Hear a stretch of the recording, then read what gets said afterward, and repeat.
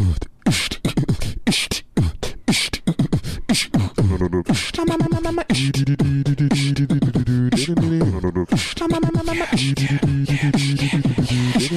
bang bang, comedy bang bang, comedy bang bang, comedy bang bang, comedy bang bang, comedy bang bang, comedy bang bang, comedy bang bang, comedy bang bang, comedy bang bang, comedy bang bang, comedy bang bang, comedy bang bang, comedy bang bang. We're broadcasting in here. Is this a Hollywood broadcast? What is this? Hi, how are you? How do you do? Hi, how are you? Chip Gardner. What's your name? What's Jason Mantzoukas? Jason Mantzoukas. And how are you? What's your name? Hot Saucerman? How do you do? I'm Chip Gardner. Chip Gardner. That's right. I hope you don't mind my stopping in. I saw that there was a broadcast going on in here, and I thought this is an opportunity to get my message out there and say hello to the folks in Hollywood. It's highly irregular, but I'll allow it, as long as you will. We need 2 yeses. I'll allow it. I want to see where you're going, counselor. Well, I'm not a counselor. I'm absolutely not a counselor. I'm not a lawyer, a practitioner of the law at all. I'm a broadcaster. Oh, I wondered because your voice is very big and booming and broadcastery. Thank you. Yeah, and that's you're right. actually a broadcaster. I'm actually a broadcaster. I've been a broadcaster for a long time now. But right now, what I'm doing is I'm running, or I'm asking to be considered for the position of Honorary Mayor of Hollywood, and that's why I'm here, and I'm drumming up support. Wait, is that a thing? Yeah, What's that? The Honorary Mayor of Hollywood is the guy who presides over the Christmas parade and all that goes up. Right? Isn't that the case? Or he goes around and does all the feet in the cement bullshit? Wow. Wait. That is highly offensive and in the wildly cement misinformed. Bullshit? Yeah, he's a mobster. What are you talking about? There's Chip. absolutely no mob involvement whatsoever. Wait, Chip, is Honorary Mayor of Hollywood an actual position? It is an actual position. It is. Yeah. That's right. It's been held over the years by lots of show business luminaries, some of the biggest names in show business, including Art Linkletter and Monty Hall.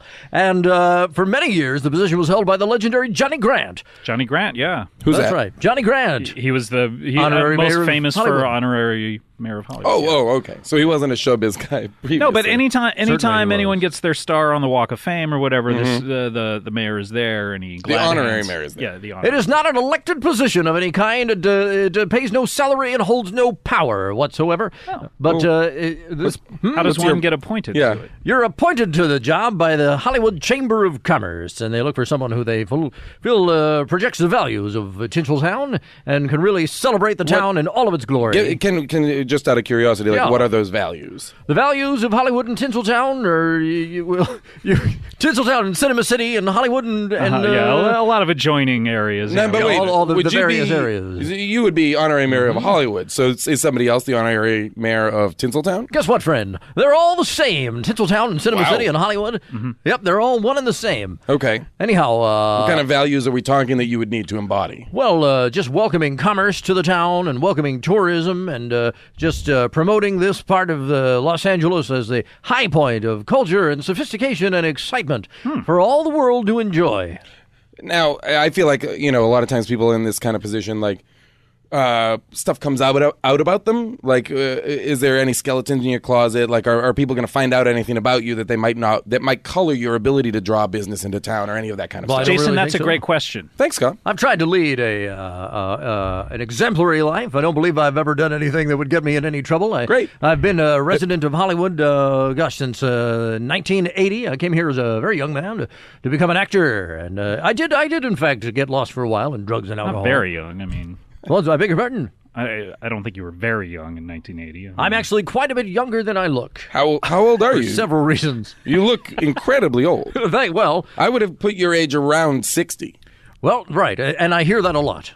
But I'm actually, I'm 43 years old. Whoa! Yeah, Whoa, that's right. And So you came here when you were 13 years old. That's correct. To become a star. Did you become a Screens star? large and small. I tell you, I lost myself in drugs and alcohol. Okay. And At 13. street fighting. Street fighting? Drugs, alcohol, and street fighting. That is a trifecta. So were these your street fighting years? Those were my several. Yeah, I had several street fighting years. That is a great question too. I'm sorry to interrupt you, but That's I all just right. wanted to point out that was a brilliant Because question. I noticed just now while I was talking to Chip here that you keep making little marks. I'm grading your questions. Okay, that's awesome. Yeah, okay, good. yeah. Good, So good. far, you have an A+ for Oh my everyone. God, I'm so excited right now. I think they're fine questions too, and it's totally my pleasure to get to Thank answer you, them. Chip. Now, You know what's great about that one though What's is that? it also has a double meaning. Well, how so? because it's the title of a Rolling Stones song. What is? Street Fighting Years. I think you referred to Oasis also covered. Wow. Oh, so that's so interesting. Now, what are the Rolling Stones? Rolling Stones, it's a magazine, and they joined a band. Got it. Oh, the magazine people. They joined a band. People that started the magazine started a band? Yeah. You know, a lot of people said after Street Fighting Man was such a hit that they were stupid to record a song called Street Fighting Years, but they went ahead and did it. Huh. Wait, what are we talking about? Street Fighting Years or what's Street Fighting Years? I don't know. Wait, no, that is okay. That's a Simply Red album. Okay. We're very confused this is right now. Fully off the rails. So much so that I now have to Google it because I need to know what's going on. Let me talk to Chip while Fantastic. you Google this. Street Fighting Years, I'm fairly sure is a Simply Red song. I had a number of. Do you have any opinion on this? Do I have? I don't feel that Street Fighting Years is the name of a Simply Red album. You don't think so? I don't think so. All right, we'll figure this out. Chip, I want to thank you for coming by, and it's my pleasure. Really appreciate it. And do you just wander into wherever you see people recording anything, any kind of audio? I've got a hunch that there's a broadcast going on. Of course, wait. I'm sorry, Chip. I'm sorry to interrupt you, but we're getting early returns. Chip, shut your fat face for a second. Well, that's fair. My face is fat despite my low body fat percentage. You are a very skinny man, but have like a pretty bloated, puffy face. I certainly do. It's been remarked upon many times throughout my life. Did you used to inject the drugs into your face? Is that what happened? There is a very specific reason why my face looks the way it does. But first, let's find out about Street Fighting Years and Simply Red. Okay, guys, I have great news. Okay. We're all killing ourselves. In a suicide Street pact. Fighting Years is a record title. Oh, It is not the Rolling Stones, and it is not, what did you say? Simply Red. Simply Red. Interestingly, Yes. it is Simple Minds. That's who I was thinking of. Okay. I knew it was in that SIMPL Right? section in the record store. Producer, Trevor Horn. Trevor Horn produced that one. Yep. Love Trevor Horn. He does a Frankie great Goes job. to Hollywood. 1989, guys. I'm not going to lie to you. These are the tracks. Side 1, track 1, Street Fighting Years. great Track song. 2, coming at you, Soul Crying Out. Even better. 1989, Simple Minds, Wall of Love. So good. This is Your Land. Take a step back. Track 1, side 2, The Kick first side of that record, classic. I mean, it does not get unstoppable. better than that. Unstoppable. I remember This Is Your Land. Really? Sure. Side 2, track 1. Yep. We're going to do this for Hit every me. Simple Minds record. Yeah, of course we are. Kick It In. Track 2, Let It All Come Down. Track 3, Mandela Day. Topical. Very Yeah. topical. Very topical. At the 1989. time, not so much anymore, I would say. No, I would say not really. I don't even know who he is anymore. Has Nelson Mandela released us from his grip? Has he died? Interestingly, get ready for this. Mandela Day, track 3. On side 2, track 4, Belfast Child. Track 5, a cover of Peter Gabriel's Biko. Wow, they are really getting global on Really this second half getting- of that record. I mean, a song about Stephen Biko and a song about Nelson Mandela. What the hell, Simple Minds? We I hope- get Simple it. Minds was always about Africa, first and foremost. I wonder how that played at WOMAD. Really great. Was that Peter Gabriel's festival? Yes, World Music Festival. Fantastic. I tell I you- counted down the top 40 for several years. Really? Just FM. Yep, that's right. You did a pretty good job, Jason Manzoukas. Thank you so much, Chip. I really appreciate Learning that. people's names is one of the things that's really going to help propel me to the top in this contest to become Honorary Mayor of Hollywood. So now you had radio experience, you were saying, or you had just broadcasting in general? Or Well, I what? came out here to be an actor. Such a good question. Sorry, Thank- Chip. uh, One sorry, second. sorry. Chip, Chip, can you just shut it 1 second, Scott? That's fair. After having what I consider to be like a nonstop string of great questions myself, you just came in and nailed that question. I have, so far my streak is 1. It's phenomenal, though. Thank you so much. Really great. Well, coming from the best, I appreciate it. You're the best around. Terrific song.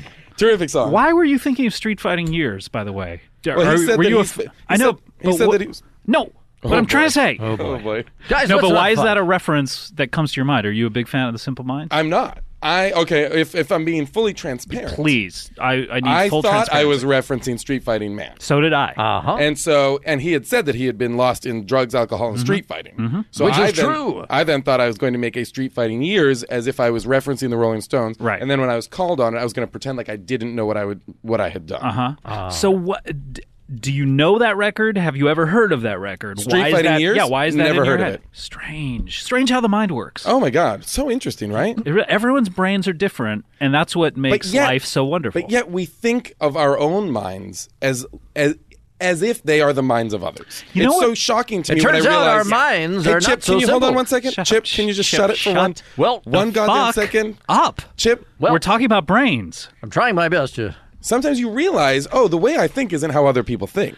You know what's weird is you often get mad at someone for not having the exact same brain as you. Yeah. But how fun would that be if everyone thought alike? Oh my God! And it I invariably. would submit that hey, it would Chip, not be fun Chip, at all. Chip. Well, Chip, yeah. you're never going to get there, man. Get where? Dude. What are you talking about? We're doing something right now. Okay. You're over I there. understand. You're over there, jabber-jawing away like a fucking robot. Well- we're connecting here, bro. We're Okay? on the fucking level of geniuses. We are next level communicating. Yeah. Okay? So why don't you shut your goddamn mouth, Yeah, all right. take a knee, Uh-huh. and learn what's up. No problem. I'd be more than happy to listen and understand where you guys are coming from and what it's all about. Listen. Yeah. Honorary Mayor of New York, of Hollywood? Yeah. That's right. I think your referenceometer? Why not? It's a little broken today. It's not great. It's not good. great. Should we get Chip Well, there are back worse in on things this? to be guilty of. You know what? We should get back in with Chip. Let's get Chip in here. Chip, come back in. Hey, Well, Chip. I'm sorry. I didn't go anywhere. I owe you an apology, Chip. I really Yeah. freaked out just there. Hey, man, that's all right. I understand. There's got to be a lot of pressure involved in whatever it is that you do. Yeah. No, there is. No, I mean, So much honestly, pressure. like, a lot of people think it's just sitting around in a room and coming up with jokes like about Chris Pinetree and Anna Ferris Wheel. Yep. But it's harder than that. Oh my God, Because you so know much what? harder. It's training your mind to think of things like that. That's the real hard part. You know, people say, "Oh, really? You got paid for that?" No, I got paid for the 20 years leading Well, I'll up tell to you, that. that's how I feel about my Chip. broadcast. Hey, Chip. Yeah. Fuck. What is it? It's just like it never ends with you. I just thought I could relate to what you were Are talking you a about. and I wanted to- professional interrupter? Is that what's going on? I didn't feel Is I that was- what you did previous to this job? I mean, for God's sake. Absolutely not. As a broadcaster, I Look, Chip, I'm I gonna pride myself on knowing when to speak. Chip. I'm gonna have to go to a song because I can't take it anymore. Okay.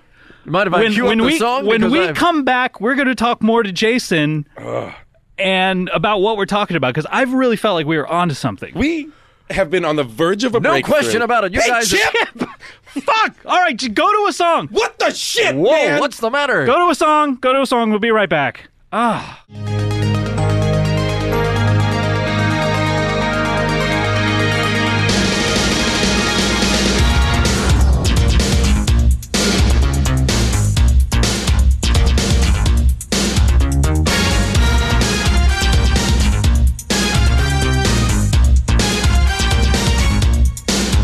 If you're living in a bubble and you haven't got a care,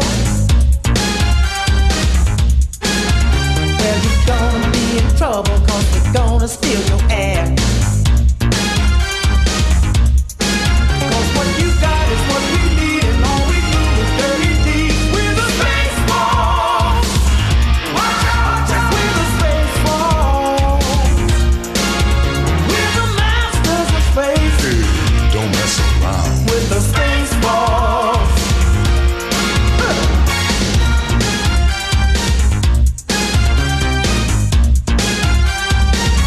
Going cruising in a spaceship, we're so good at being bad.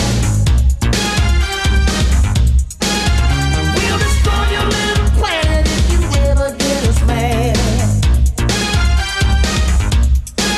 We're mothers of the galaxy, you better scatter when you see the space balls. Watch out, we're the space balls. We're the masters of space. Say what? Don't mess around. With the space balls. Watch out. Yeah, theme from Spaceballs. That Coming at is. ya. Who is that? That's the Spinners. Great addition to their legacy. Late addition to the Spinners' legacy. The Spinners? Yep. That's crazy. They, of course, you all know them from their classic hits, and then took an abrupt left turn. Yeah, theme to Spaceballs. Yeah. Well, when Mel Brooks calls and says, please do the theme to my movie, you don't ask questions. You say, how can we make this work? Right? I guess so, Chip. I guess so. All right, let me explain who, in case you're just tuning in to this podcast.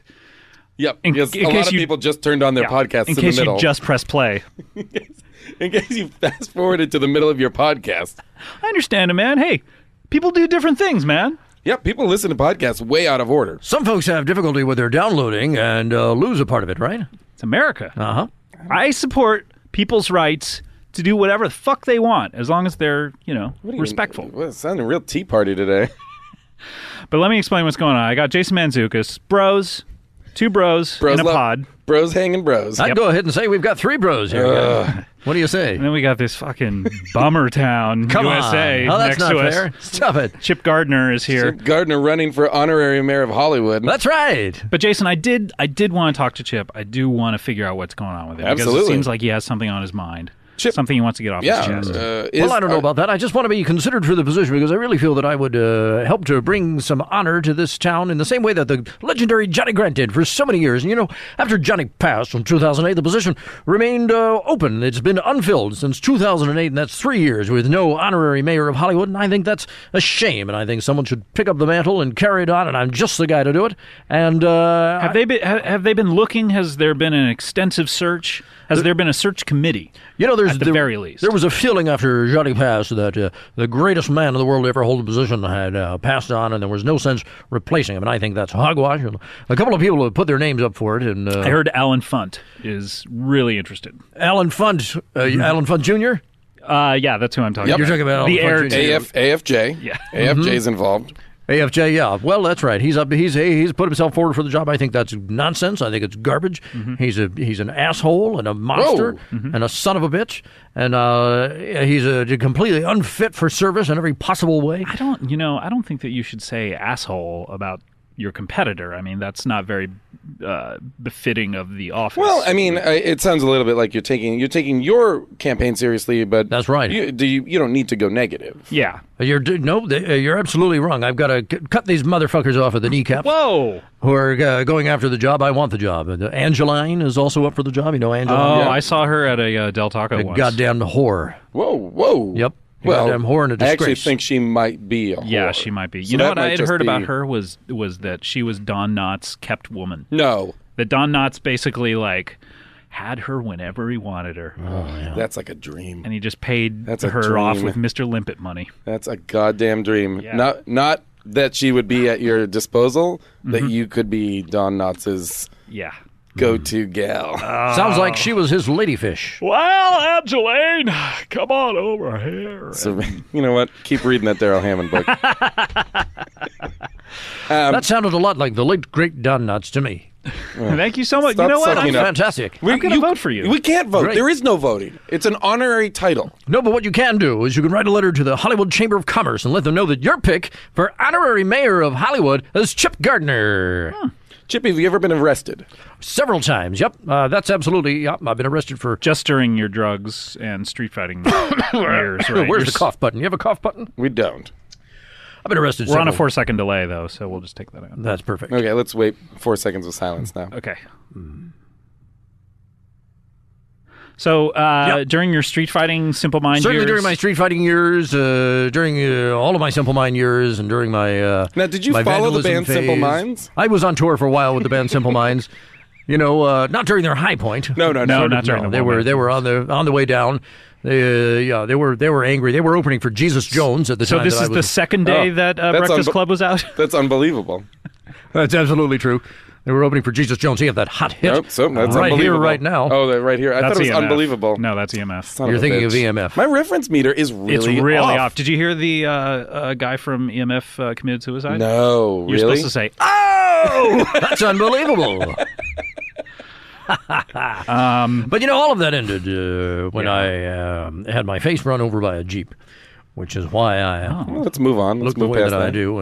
What happened? Wait, I would love to hear what happened with the Jeep. What a Jeep? You say? Yeah, it was a Jeep out on the Pacific Coast Highway. I was lying in the road.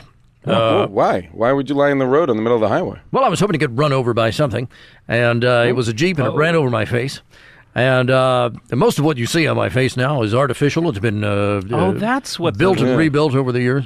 Oh, okay. Yeah, That's you why have it's the so kind swollen. of puffy, weird face of not skin glued to bone. That's right. A lot of it is not skin, and very little of it is bone. There's But it's glued to titanium on bone. here. There's a lot of glue. What you're seeing is mostly glue. Yeah. various different kinds of glue. You're seeing just the evolution of face reconstruction technology as it's happened over the past 25 years. I've been waiting since I saw Face Off for us to reach this point. Yeah. We're finally here, you're telling me. Well, But it looks bad. Thank you. You're right. It absolutely does. And you remember in Logan's Run, they had that wonderful sequence where Michael York and Farrah Fawcett Majors at the time had their faces changed by What a is she machine. now? Well, when she passed, she was Farrah Fawcett, wasn't she? Farrah Fawcett O'Neill at that point, perhaps. I don't Lee know. Majors showed her the door. Wow. And then he had extensive plastic surgery. Himself, Lee Majors yeah. himself. He's a delight, though. He's great to work with. Lee Majors? Yeah. I've He's never fantastic. had the pleasure. Well, that's too bad. Yep. Who have you worked with that would give you the experience you need in order to be mayor or honorary mayor of Hollywood? Gosh, I've been broadcasting for years on the radio and also hosted lots of local game shows in the local market out here. Local game shows. What do you mean by that? Do you mean like on like a KTLA? That's right. or- Yep, KTLA. I think I KCBS. saw you. Did you host a like a supermarket sweeps kind of show where Yep. people shop in a supermarket? I saw that on local TV. But it was That's right. It was all about shoplifting. It was like you're supposed to hide all the stuff. Yeah, you had to sneak out. If we saw anything at all in your pockets, it was taken from you. That was part of the idea, and it was, we went into the inner city areas, and we got young kids and just sort of had them, the idea was that they would be great at shoplifting, and it was a controversial show. And Yeah, no one sounds- wanted to watch all those minorities on TV at the time. Were you part of Yeah, that that was show part of it. that was about looting? Yep. I also had How Much Can You Loot? And it was just it was a sort of a thing where the contestants were told the location, be it a Best Buy or whatever, and they were told to just go there and loot, and nobody else was told. Our cameras would show up in a sort of a hidden camera style. Yeah. But I mean, for real deal, the police were called, and they had to get in and out of there as fast as they could. This was without more getting of arrested. like an entrapment kind of thing, though. You were working with the local authorities. Working with law enforcement, Yeah. A lot of the time. We would go into the inner city areas and we would say, who thinks they can loot a store real fast? And we'd have them do it. And then 9 times out of 10, they'd get arrested. This was, I believe you also had a local version of To Catch a Predator. Yeah, that's right. But that wound up, apparently, because you didn't have any access to law enforcement or much production help, a lot of kids wound up being, for real, molested. Yeah. Yeah, Because that's you right. used to Well- call it catch and release. Yeah, well, the way they do it now on Catch a Predator, they've got a real great idea there where they don't actually have actual children. Yeah. They've got people posing as Yeah, children. I remember you That's a having great idea. your show No doubt having about it. children. Listen, hey, that is an improvement on what we did. No doubt about it. I hand it to them. I That was a remember great you used idea. to have like an educational Zoom type show that you hosted, and then you just like kind of moved the cast of that over into this other show. That's exactly what we did, and it was the zoo. It wasn't called Zoom; it was called Zap, and that was on from 2 to 3, and then from in the morning. Yep. We had, a lot of the kids were sleepy. Because it was a live broadcast. It was a live broadcast. And I remember there also being a part of Zap where all the kids drank NyQuil. Yeah, well, that's right. Listen, when you have a show like that, the last thing you want is kids bouncing off the walls and making Well, it actually, difficult for you. I actually think the opposite. Right. A lot of those kids' shows have kids bouncing off the walls. The fun is infectious. Your show had real sleepy kids. Sleepy kids who'd already drank some NyQuil. Yeah. Yeah. Listen, we didn't have But it you in were the budget. constantly slapping them to keep them awake, I remember. Well, this was the very difficult. I mean, I'm pleased that you guys remember the show this well because this was, and you're talking I about remember exactly everything the very about the struggle. show except for you. Yeah, Well, there don't- I was, right in the middle of it. But also remember, Scott, he looked much different. This is, I'm assuming, before your face was run over by a Jeep. Did you get your face to look like someone else? Because I know what it remember was? you very differently during those This shows. was after the Jeep incident, but before my facial reconstruction technology was any good at all, and so I wore a mask on the show, and I would change it up from time to time. And Sure. yeah, and, Yeah. yeah. Usually the masks were terrifying, even when they weren't trying to be. I remember, you hell wore of a mask. ski mask with swastikas over the eye holes for a while. That's right, and that's just the way it came from the store. And we didn't, but we didn't really have it in the budget to do anything about it. Because you wanted to add more swastikas. What's that? You wanted to add more. Well, I felt, I thought the mouth hole also, if you got a theme going, go with it. What is it? Two swastikas in a circle doesn't make any sense. Yeah. Well, actually, it's not. We don't want to get mired into the semantics of that. Yeah, but exactly. No, I don't understand. So that's why you were wearing those Halloween masks, too, all the But time. the point was, it was very difficult to keep the children in just the right state of, lucidity and yet elation. Exactly. That's exactly right. Because there were participation parts of the show. There was a sort of an obstacle course, parts of which were quite dangerous, and we did need them awake and alert to a certain extent, but we didn't want them hyperactive, and that was very difficult. A little bit of NyQuil, a couple of slaps on the face. Part of this show, I'm pretty sure, if I'm remembering correctly, involved teaching kids how to shoot M16s. Yeah. Yeah, that was part of it, and a lot of the times it was blanks, but And how to dismantle one and put it back together. Well, look, in a time test. A lot of people, No kidding. A lot of people thought you were training an army. Well, we did hear that. We heard that accusation on a number of occasions. A child army. We heard Well, that they a wouldn't lot. be children for long, hopefully, because the best army, they grow up to hate the enemy. Yeah. Yeah, and, of course, when you have an army like that, the whole idea is put them together and kick them out by the time they're 18. Sure. Because, you can't, you get, what I'm saying? If you arrest somebody before they're 18, it's just a juvenile crime. And then they'll flip on you, and all of a sudden someone's squeezing your shoes. Squeezing your shoes. I just watched NYPD Blue last night. Yeah, they came up with a lot of phrases on there that didn't really exist. Well, you know a lot about Hollywood. Sure I do, yeah. Wow, so... Did you put a hump into that girl? They would say that on that show. What a horrible thing to say. I hated when they would be like, you see that girl, she's a real coos. Oh, boy. Remember good that one. on every episode? Was that the worst thing they could say, so they would say it all the time? It was a secret word. That show just decayed our moral fiber in ways that I don't care to contemplate. I totally agree, and I think that TV has taken a step back from that now, which is great because, for a long time it was like, okay, well, you show side boob. What are you going to show next? Yep. The other side, meaning the front of a boob? Yeah, or bestiality. Yeah. What's next? What's next? Men marrying dogs. Yeah. Turns out what's next is we go backwards. Mm-hmm. Yeah. Great. Yep, We're that's really, right. You don't we're see- cracking the code here, guys. Go We're as far as you can to the line cracking and the then code. head on back. No, I just That's want to exactly how it works. Chip. I just want to just because I want to make sure we're on track here because I I'm really I'm glad you guys are as familiar as you are with my career. It makes it a lot easier on me. it just occurs to me that I've seen a lot of your early work. Anyone in a mask, I'm remembering now. Yeah. done a lot of mask There work. was that period in the 80s where I saw a lot of shows hosted by people wearing frightening masks. terrifying. It was always me. Yeah, that's right. I wondered what it was all about. Yeah. I just thought that's what TV stars did. Yeah, But it turns out it was just you. just you. No, I wore a number of terrifying masks over the years. Yeah. Mm-hmm. You had one that dripped blood. Well, that's right. The prop department rigged that one up to just drip blood throughout the entire broadcast. By the end of it, just everything was absolutely soaked in blood. And that's when I was hosting a game show called See If You Can Hold This for a half an hour.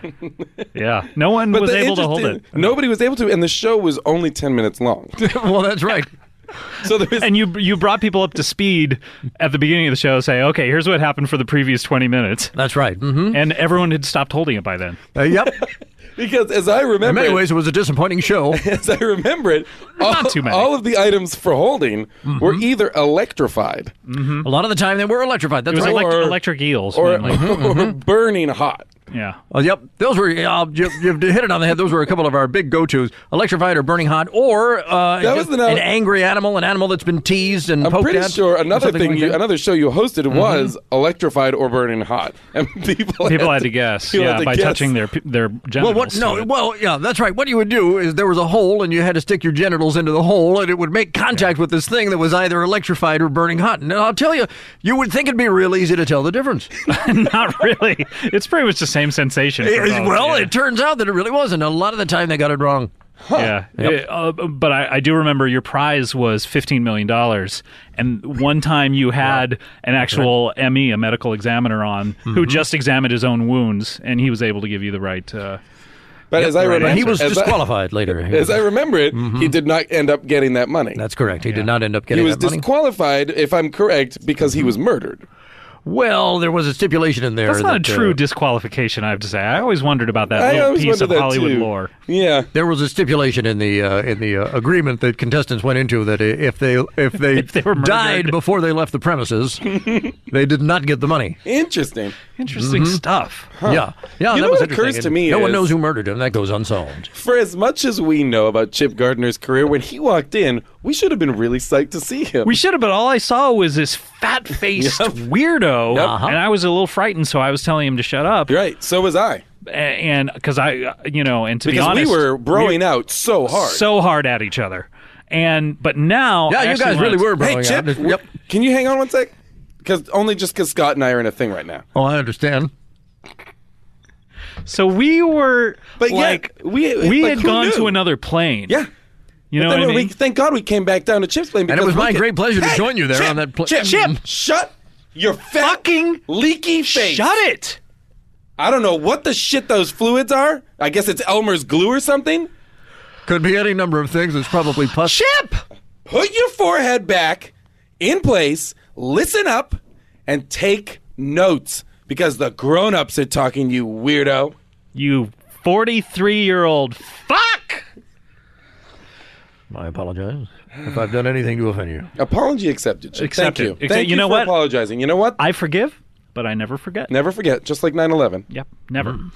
I want to talk to you more about the actual campaign because I want to help you out with this. Oh, that would be great. I could use all the help I can get. But I really want to take a break before we do that because I want to come up with some strategies before we do that, if that's okay. Is that okay with you, Jason? Do you mind taking Scott, a little... I'm not going to lie to you. I love where you're going with this. And where I'm going with it is to hear a little Stan And it'll be Freeberg. great to take a little break, don't you think? Chip! We already did this part. Is that part of your broadcasting style? Is just to repeat what fucking people have already said? Scott was already throwing to the song, you fucking piece of shit. You interrupted my flow! Again, please accept my apologies if I've done anything at all to... Apology 100% accepted. 100%. Well, 110. If I could accept it more than Jason, I would. I am nothing but forgiving right now. That's one of the great things, and I've known this man I absolutely since agree with you 2006. that is one of the great things about- He your is fucking talking to you. of a mouth. He's talking to your fucking shit face, and you interrupt him. How dare you? How dare you? I want to stab you. I am the host of this show. Okay. I understand. Let's just take 4 seconds of delay and think about what we've done. All right, 4 seconds. That's a great idea Chip, to take a break. shit. We're When I taking say- the delay. Holy fucking... 1, 2, 3, 4. All right? Fine. Have you changed your fucking whole thought process? Guys, I really don't want to step out of line here again, and I'm not exactly sure Go to a what I've song. done wrong. Go to the song.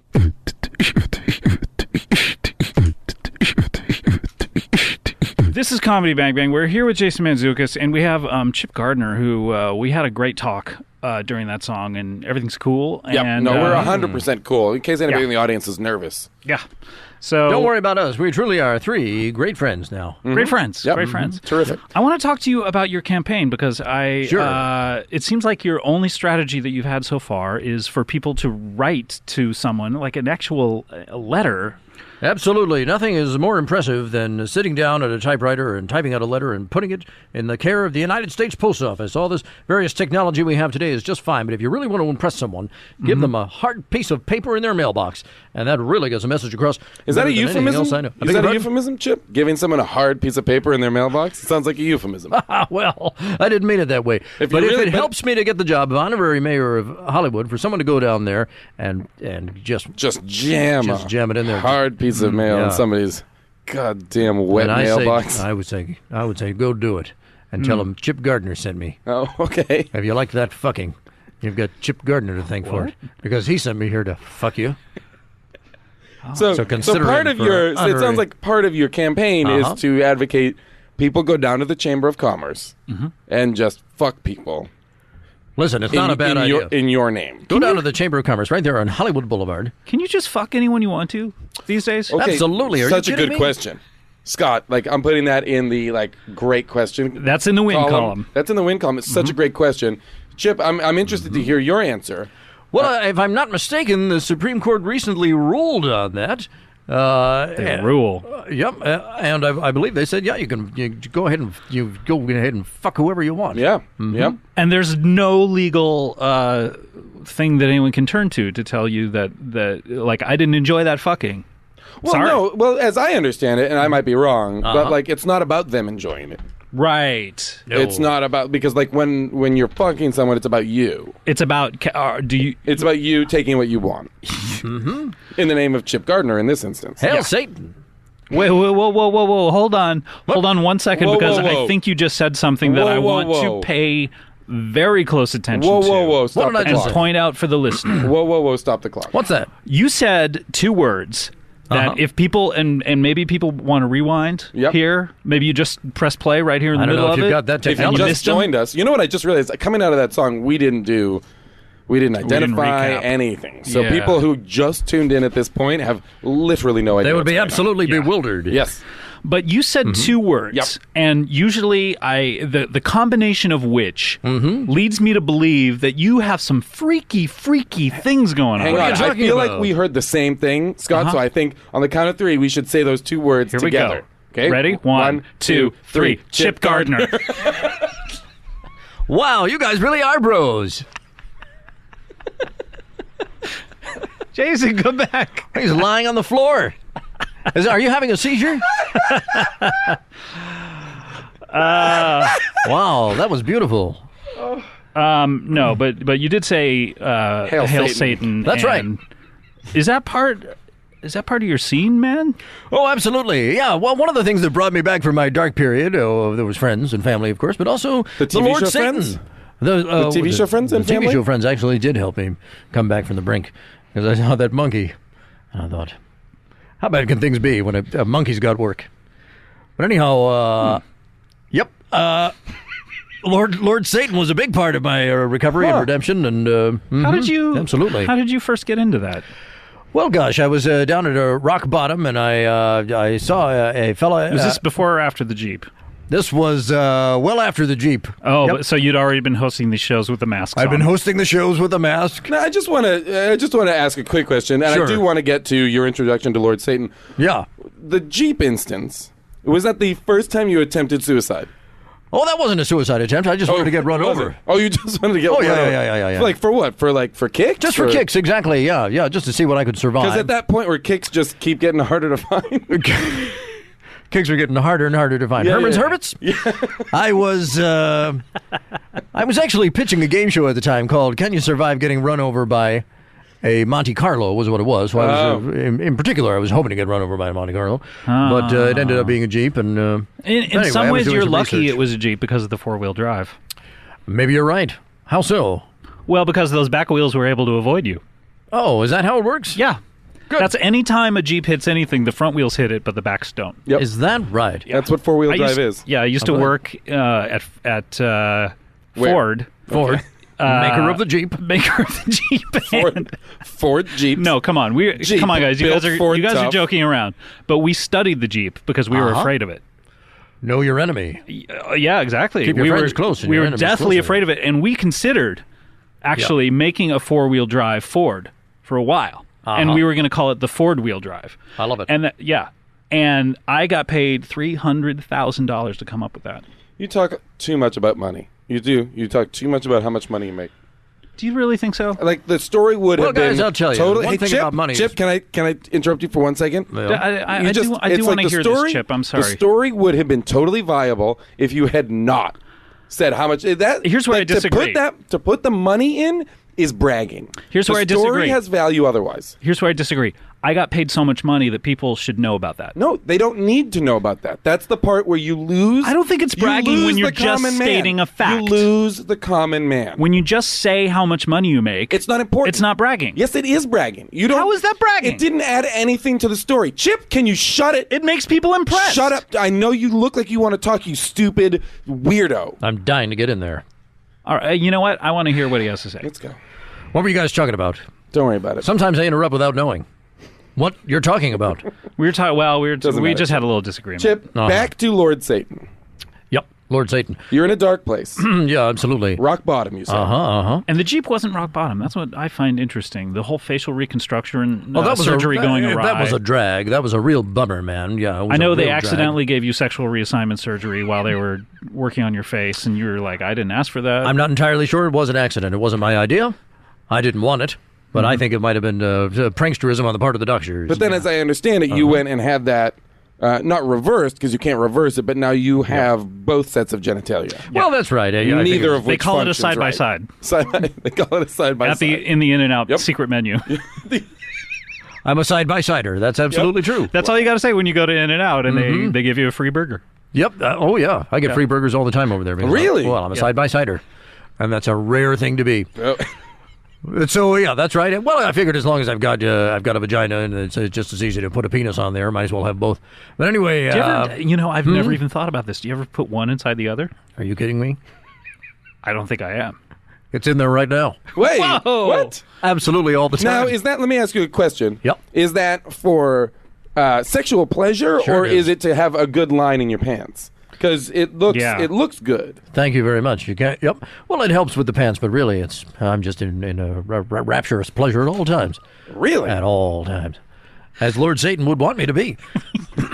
Of course, certainly because would. we have to make the most of our time on this earth. That's the part where a lot of people don't like Satanists, but that's the part that I actually really agree with, is that it's all about instant pleasure and just, Absolutely, we're beasts. Just Do you need to spit all over the microphone and table more? just to make this point, and I'm sorry to spit, but when I get really emphatic, I do sometimes. You just produce so much saliva, Yeah. it's insane. Mm-hmm. it's part of a glandular problem I have with. No, it's good. Please get rid of it all over the table and microphone. But when you're on this earth, there's nothing after this life other than hellfire and damnation. So Yep. Well, while that is you're something, here, though. That is something. While you're here, you need to make the most of it, and you need to be constantly just feeling and experiencing Yeah. as much orgiastic pleasure as you can. And that's the only part that I agree with when it comes to Satanists. Well, that's 99% of it. Go out there and get what you want, and to hell with everybody else, and just pleasure, pleasure, pleasure at all times. and it because doesn't we're matter really just what you animals. do to anyone else. No, This no. is the only thing that I agree with. Yep, that's a lot of it right there. Now, Chip? Yep. I need to know, Okay. what is it that brings you into contact for the very first time with Lord Satan? Well, I had lost my first wife. She passed away. She and I I'm were. so sorry. We were. That is horrible. It was news. terrible. We were playing a game of Houdini in the pool, and Did she passed she away. win? No. And she won the game, but it was in her contract that. Well, Scott, before we go there, I'm going to ask just super quick question, just because I'm sure a lot of our listeners don't know. What is a Houdini in the pool? Yeah, no. What is that game? I just thought that was something everyone knew, and I was going to ignore it. That's yeah, exactly. That's okay. Well, no, the game is Houdini, but we happen to be playing it in the pool. got it. That's where you. What is the game Houdini? Well, you put someone in a plastic bag, and first you stab her, and then you put her in a plastic bag and lock her in a trunk and throw her in the pool and see if she can get out. Okay, so that is the game of Houdini. Does take place in a pool. It doesn't have to take place in a pool. This time it took place in a pool. Got it, Yeah. got it. Sometimes that locked trunk can go in any number of places. It can go in the ocean. Sure. Okay. But there's water involved. It can be buried. Oh, it can be buried in the earth. Okay. Absolutely. That's sometimes worse than the ocean. Now, is this a game you and your now deceased first wife, I'm so sorry to hear that, had played in the past, where she had managed to escape? Or were you guys first-time players? The stabbing, wrapping, burying? This was one of the rare times when the very first time that we played Houdini, she did not make it out. People play Houdini all over the world, really, and enjoy it as couples. It's a very popular couples game, and it's a party like game. Scruples. A lot of times, it's like Scruples. It's a lot like Scruples, a lot like Balderdash or Jenga. Mm-hmm. But this, it's just one of those rare freak occurrences where the very first time you try to play it, boom. And the very first time we played I think, if I'm not mistaken, William Shatner played this game with his wife. Oh, yeah, I remember this. My wife. I remember that. I think you may be right. So you played Brian this? Jones's butler played it with him. Oh, really? Is that true? That's exactly right. Oh, wow. Brian Jones's butler played Houdini in the pool with Brian Jones. Mm-hmm. So you play it, and it leads to your bottoming out. Yep, that's right. Rock bottom, you say, because of that? No, because I was sued by her family for wrongful death, and that it took my finances. The what you have to prove for that in just a civil suit, it's just a preponderance of the evidence. 51-49. It's not like beyond a shadow of a doubt. You're absolutely right. Which That's is where. But in this case, just out of curiosity, in this case, Chip. Yeah. Was it close, or was it without a doubt? My understanding is that it was a unanimous finding on the part of the jury. Got it. Yes, it had been a wrongful death, and that I was the responsible party, despite the fact that the coroner ruled it an accident. My friend Don, the coroner.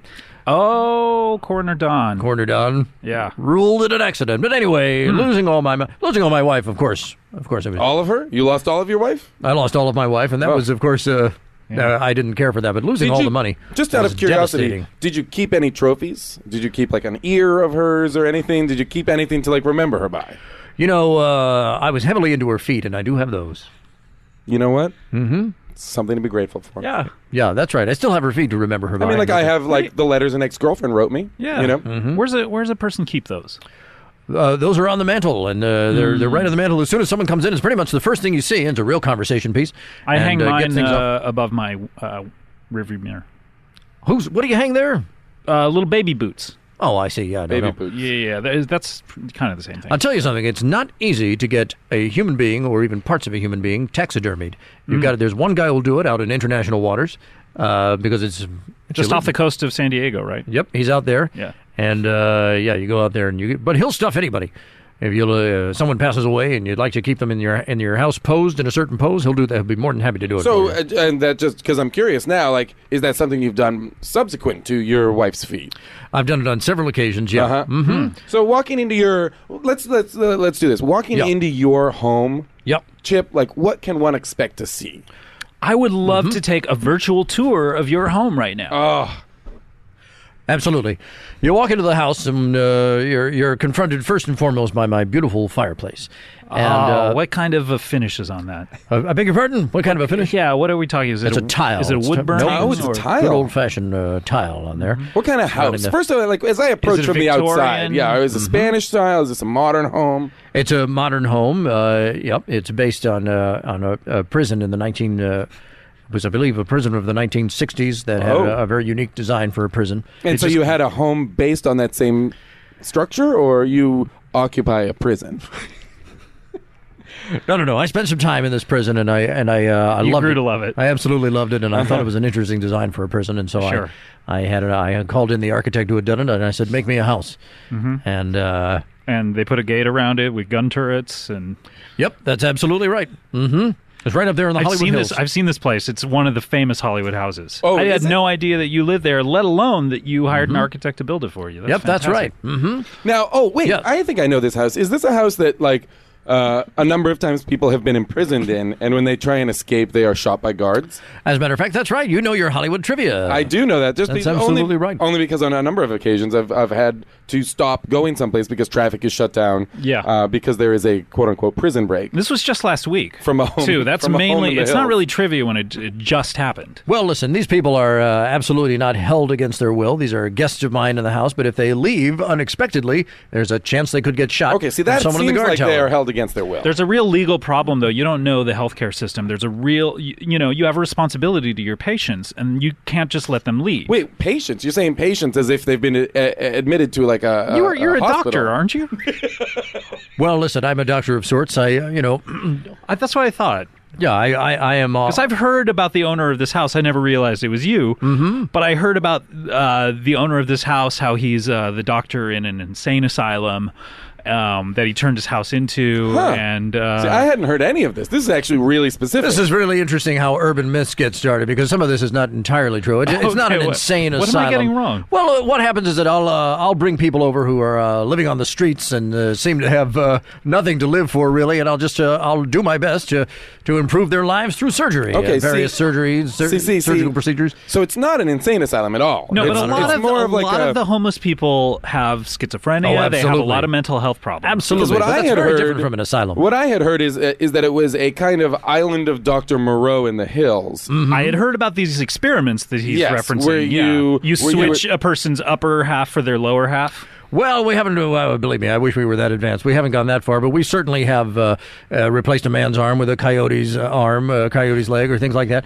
And You've turned everyone into a side by side as well. we've a lot of side by side stuff going on up there. Absolutely, Do you but think- I'm doing Chip, that for their do benefit. you think your obsession with these experiments is in some way an effort to find a way to fix your own goddamn face? Oh, believe me.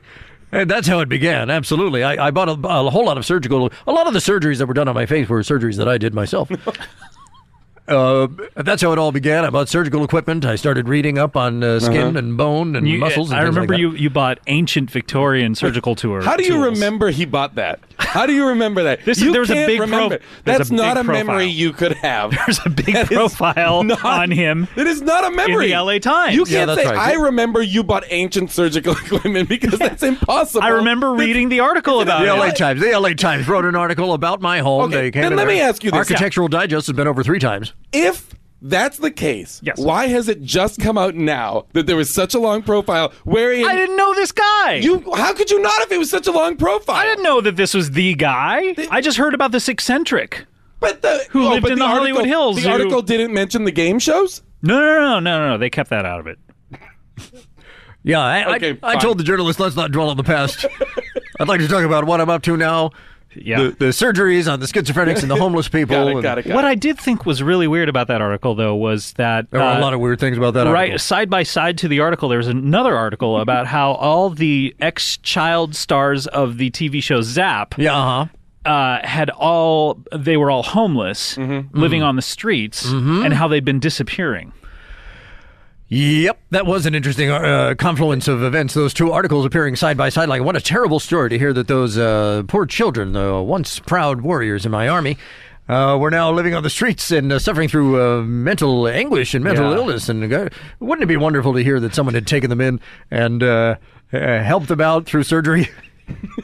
It would be wonderful, but But it's just not one the of case. the things that I remember about the TV show Zap Yeah. is that in the show, all the kids would come together and like a Voltron, and they would join forces. It was kind of crude CGI kind of graphics, but they would come together in order to fight an evil.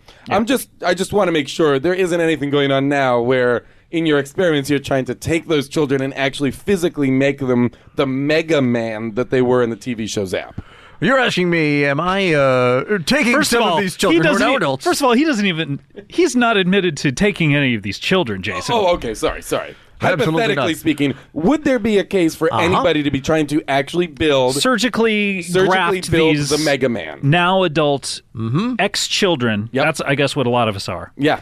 Ex-children together into a large Mega Man warrior. So you're imagining a scenario where some of these children I'm have... not imagining anything. I'm just hypothetically Or are you remembering? restating. Are you remembering? Jason. I remember. The question on the table is, have I taken all of these adults who were once members of my child army and child actors on Zap up to my mansion, which looks like a prison and is guarded round the clock by armed men who will shoot anyone who tries to leave? And am I, in fact, putting horns on some of their heads and talons at the end of their hands and sewing them together one by one to create a gigantic monster of many arms and legs? You've summarized our query precisely. It's really it's It's as simple as that. well done synthesizing all of this information into one cogent point. And you're asking if I have done this. Perhaps you're surmising that I have done this in service of Satan, so that Lord Satan may rule supreme over the earth. So that after- you'd be knights in Satan's service. Or if one was to want Satan to arrive here on Earth, you might need a vessel for him to occupy that is more than human. Well, absolutely, because when Are Satan... you, if this were the case, would you be lobotomizing these children as well so that Satan could take over the corpses a little more easily? Well, it would certainly be helpful to destroy their will, wouldn't it? So that they would have a very difficult... Because this is... how many different souls are we talking about? Perhaps 28 different souls 28 different that souls. Satan would have to simultaneously occupy in order to rule this monster. Meanwhile, recent medical studies have stated that if you lobotomize a child or an ex-child and give them just the bare minimum of motor functions, that they're actually able to operate machinery and their own bodies without having much of what one considered to be a soul. Yeah, or free will. Without revealing why, I will tell you that that is absolutely the case. That absolutely... We won't can be ask done. any further I'm not questions. gonna I'm follow up satisfied. on that. I'm satisfied. Your theory is interesting because it would be true that Satan has failed to come to Earth for all this time. An argument could be made because in order for him to come here, he would have to inhabit the body of a single human being whose attributes and skills And a single would human not being be would greater. not be powerful enough to take over the world. Precisely. and Take a look at turn- that ridiculous movie, The Exorcist. Of Sure, what the value devil's is it to advocate. Satan to inhabit the body of a 13-year-old girl? Or the or Omen. the Omen. Yeah. Even more ridiculous. Right. And so, the theory might go that it'd be better for 28 simultaneous souls to be stitched together into a monster that has been created with extraordinary powers. Now, you know what I think is really interesting is Jason and I, we were talking about this when we first met, that we thought we had just met each other, but we seemed familiar to each other. And you and I, what we didn't talk about at the top of the show is you and I have something really weird in common, which is we're amnesiacs. Sure. Retrograde amnesia. Yeah. And we don't remember our lives when we were young children. Nope. And neither of us have any record of what we did or, Nope. or where we've been. I don't have family. No. In fact, all our families basically died when we were very young. So I would assume. I don't know. So It's almost as though your memories were stolen. Yeah. So, I mean, that's just a weird fact that I wanted to bring up. Yeah. I've often thought of myself as a victim of memory thieves. And has it ever occurred to you that at some time you might hear a message that flipped a switch for you and gave you commands? You know what? I haven't. I've thought about it a little bit because I've heard a combination of syllables every once in a while that it feels like a tickling in the back of my brain. You know, have you ever felt like Does your this brain is happen being to you? tickled? Okay, see, that's interesting you say that. Does this happen to you? Do people come up to you sometimes, like after a show or something you've been doing, and say, man, I loved you on Zap? They say that to me literally every day. So weird because I don't know what it means. I don't remember anything about that. No, I have no idea, but maybe one of these days, you know, I'll... Because people are like, what happened to the 28 other people that were on that show? I see you and Scott Ackerman out there, and there were 30 people on that show. People say that to me all the time, but what they say happened to Jason the- Mantzoukas, Yeah, not what Scott happened to the Ackerman. other 28? And I'm like, Gentlemen, not this only is absolutely fascinating. Hey, Chip, can you shut it for a What second? I have to say is very important. Okay, What I have Chip, to say is... just shut up. Shut up. You don't know what we're talking about, so why don't you just like... I feel like I might... Shut. Because I feel like you and I have this in common, and I guess I didn't realize it, but people all the time are like, of the 30 Zap cast members, Yeah, the precisely 30. what happened to the other 28? Because they were not the stars that you and Scott were. Guys, I know you don't like it when I interrupt, but I swear to God... Come on, man. Your face is leaking. Please, clean it up, I Chip. can't control that. Yeah, people say that to me every day, and what's really weird is you and I talk about this every night, right, Yep. before we go to bed, Right. and about how weird that is, Yep. and we comfort each other, and Yep. we say, you know what, one of these days we'll figure out exactly I'm what they're itching to talking get in there and just do what I can to swear explain God, to you. Chip. I feel like... swear to God. Okay, I think we're pretty much done with this part, I've got right? something to tell you that's very, very important. You know what, Honorary Mayor of Hollywood, Chip. That I'm going to vote for you. Please, well, you can vote. It's not an elected position, but let them know down there at the Chamber of Commerce, when you stop by to fuck them, let them know that Chip Gardner sent you and that he would be a fantastic honorary mayor of Hollywood. I will You know do, what Chip. I feel Will like? do. You know what I feel like? Also, do you dream at night? You know what? I never do unless you're talking about the one thing that I dream every Okay, night. let me ask you. I'm going to count down from 3. Right? No, there's no way this is going to work again. But I'm going to count down from 3, Uh-huh. and we're going to say exactly what we dream about. Okay? Okay. Okay. Are we counting down from 3 or from 1? I'm counting Up down to from 3. 3. Down from 3. The number 2 will be replaced by the word nose. Nose. Uh-oh. Oh, okay, got it. All right, here we go. Ready? Yeah. 3, nose, 1, Satanic driving the Jeep. Megatron. Oh, driving the Jeep and Satanic Megatron. That's what I dream about every night. Yeah. Oh, so You that's dream weird. about driving the Jeep. I dream about driving a Jeep every night. I mean, I don't remember owning a Jeep, but every night I'm driving on the Pacific Coast Highway. I'm in 4-wheel drive. Huh. And you're angry, I know. You told me about this. And then I go over a bump and I'm elated. Right, and you don't know how to deal with those Yeah. feelings of elation. No, so you hurt yourself. I hurt myself. yeah, I begin yeah. cutting myself Hammond style. Yeah, boy. Hammond the organ. Hammond organ, Hammond B3. Yep. Yep, Jimmy Smith. Well, guys, we'll never get to the bottom of this. No, but I really think we can. The But what bottom I- is well, really shut within up, reach. shut up, shut up. Chip. Gentlemen, What I wanna do is, I could really explain it. I guess that's it for the show, other than I do want to ask Chip for his plugs. So, tell you what. we'll just give you free reign. I know we've been interrupting you a lot. This show. Not more than he's been interrupting us. That's true. I mean, that's a really good point. But I do want to really just kind of give him the bully pulpit right now and just let him say... I'll back away from the mic. Sure. Whatever you want to say, and we'll listen to you with open hearts, As open will ears. the audience. The audience is here to hear you and what you have to say right now. Wonderful, wonderful. Well, listen, I sure would like to serve this city, Tinseltown, Cinema City, and Hollywood as its honorary mayor, so please do put the word into the Chamber of Commerce and let them know that that's what I want. And also, my friends, my beautiful 30-headed Satan monster will soon be rising up over the Hollywood Hills to claim the earth for Lord Satan. That's right, 30 heads. There are 2 heads in this room right now. Gentlemen, join me. Join me. Rise, the Lord may ride and ride.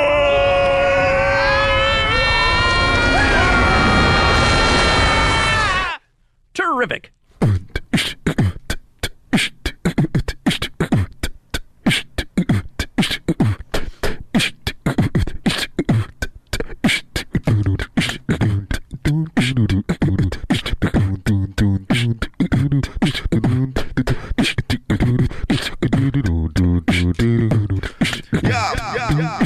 Comedy bang bang, bang bang. Comedy bang bang, comedy bang bang. Grrrr, comedy bang bang. Our next guest is, he resides in Hollywood. Hollywood, California? California, yeah, Hollywoodland. And he's actually running to be the honorary mayor of Hollywood. Please welcome Chet Gardner.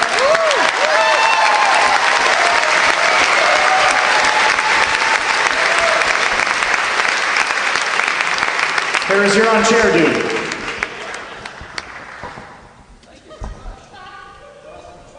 Yeah, why don't you come closest to me? How's that sound? Adam, you can move down. Hello, Scott. Hello, Mr. Gardner. Wonderful to see you as always. Wonderful to see you. I'm Chip Gardner, and I'm running to be honorary mayor of Hollywood. Yes.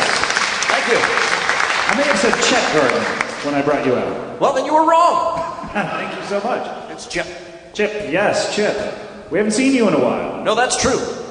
I've been running hard to be the honorary mayor of Hollywood, and it hasn't been going very well. Yeah, it seems to me like this has been a long process, about a year. How long is the campaign? Well, here's the situation. First of all, a lot of you are probably thinking that Hollywood is not its own city. It's part of Los Angeles, and therefore it wouldn't have its own mayor. That's why I said honorary. Maybe you should try listening before you start criticizing people in your thoughts. I mean, you can hear people's thoughts? No, but I'm supposing that some of them thought that. Oh, okay. And I'm sick of it. Because if you've got a beef with me, say it out loud. Please don't say it out loud. No, I welcome it. All right, if at any point anyone has a beef with Chip, just feel free to shout it up to the stage. Don't think it. That's cowardly. Say it out loud. Anyhow, the honorary mayor of Chicago is not Hollywood, is not... They have a real mayor over there, which is an outdated system. You think that every city should have honorary mayors? Yes, I think so. Who would do all the work then that the mayor currently does? I don't understand the question. Okay. The honorary mayor is appointed by the Chamber of Commerce and is on hand for ceremonial occasions such as the dedication of Walk of Fame stars and the Hollywood Christmas Parade. That's the job. Lots of folks have held the job. Johnny Grant held it for 28 years. The only force strong enough to dislodge him from the position was the icy hand of death. But I remember he and Kevin Eubanks would switch off, though, every once in a while. It's amusing how wrong your memory is on that point. Johnny held the job in a stranglehold for 28 years. Can I ask, did you want the job during those 28 years? Would you just look at Johnny Grant and say, oh, if only I had what he had? Funny you should ask that. There were times when I attempted to kill him.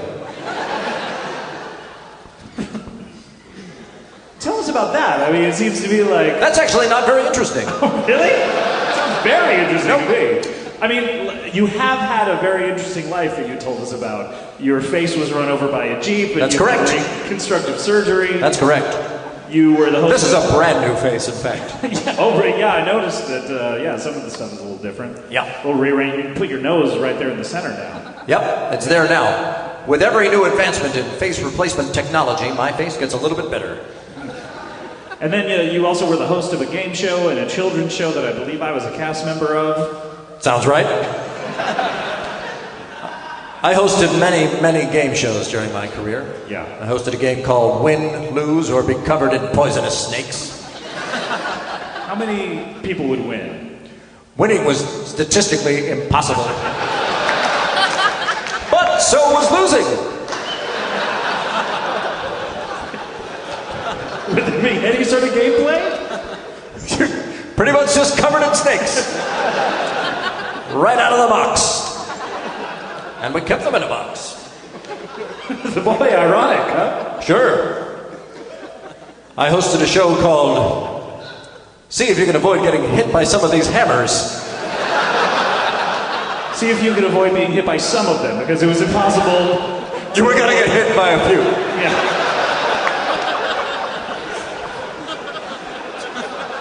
A lot of the time you were hit by all of them. But if you can avoid getting hit by some of them, straight to the snake pit.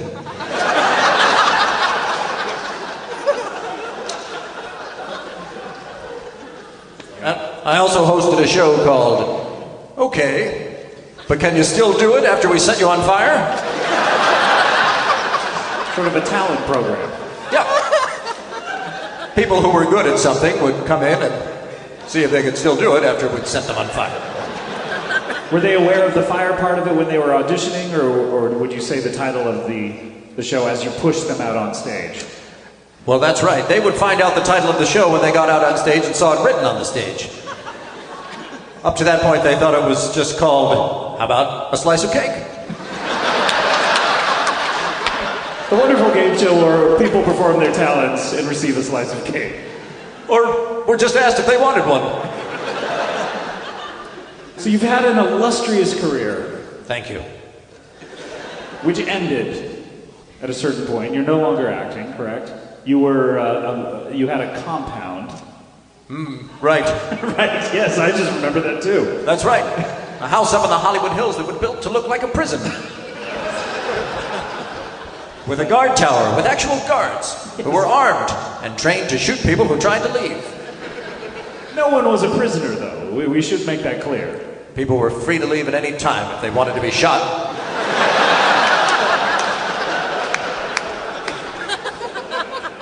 So you had that going on, and now you're about a year ago we talked, and you were running for honorary mayor, and the Yes. election still hasn't happened yet. Well, out of respect for Johnny Grant, the position has been vacant for the past 4 years. What I'm saying is, that's just about enough respect. 4 years of respect will just about do it. And so I'm disrespectfully asking for that dead man's old job, please. Is there an election scheduled? I thought I made clear that this is an unelected position. The Chamber of Commerce appoints someone to the job. So no elections is what you're saying. At any time, they could choose a worthy candidate to become honorary mayor of Hollywood. And there are several people vying for the job. I wish I were running unopposed, but there are several other people. What other people? Can you tell us about them? Marion Ross, who you may remember as Mrs. Cunningham on Happy Days. Affectionately known as Mrs. C. Yes, that's right. But the real Marion Ross is a whore and a proven liar. This is a true fact. For $500, you can go over to her house and put on a Fonzie leather jacket and go up to a room above her garage where she will visit you in the night and seduce you. Heavens. That's true. I've done it. Wait a minute, so you're just as bad as she is. Oh, I disagree. She's done it hundreds of times. How many have you done? 20 or 25 times. Sally Struthers has also put her name into the ring. Oh, no. She is a boy murderer with a collection of brains on her mantelpiece. That's true. Any male candidates? Shadow Stevens is a witch.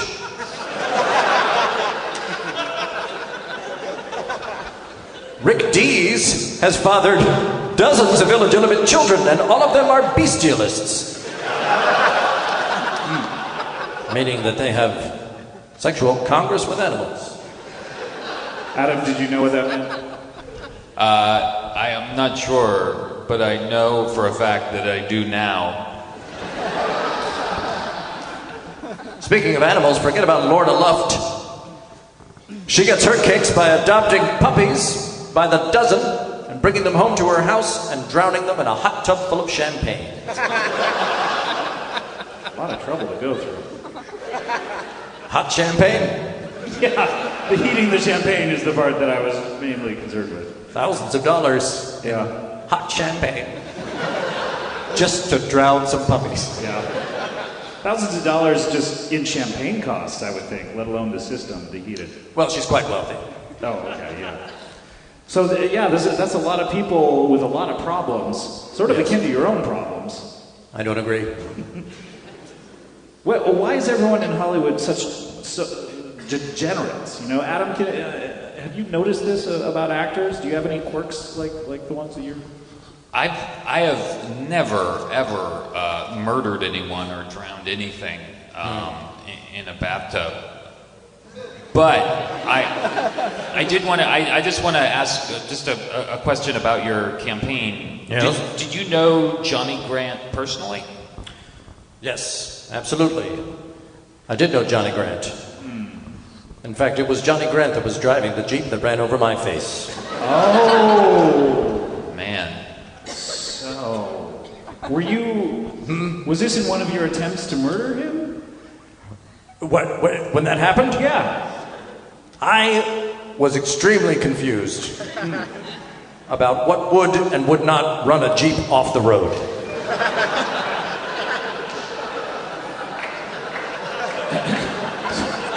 So you were trying to murder Johnny Grant by putting your face in front of his Jeep.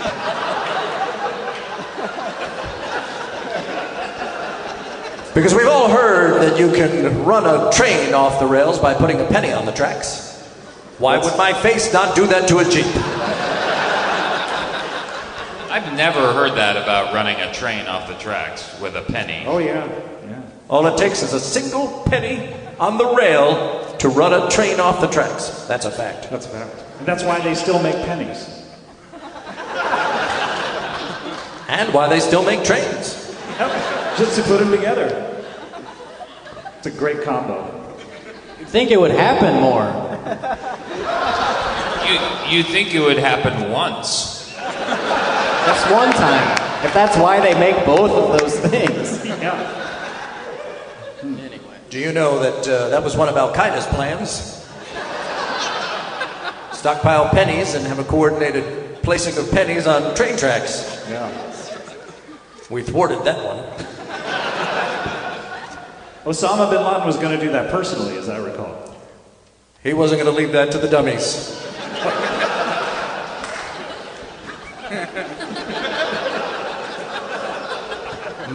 So Chip, what's next? How do we drum up some support for you? What do we do? Well, I've said it before, and there has been almost no response.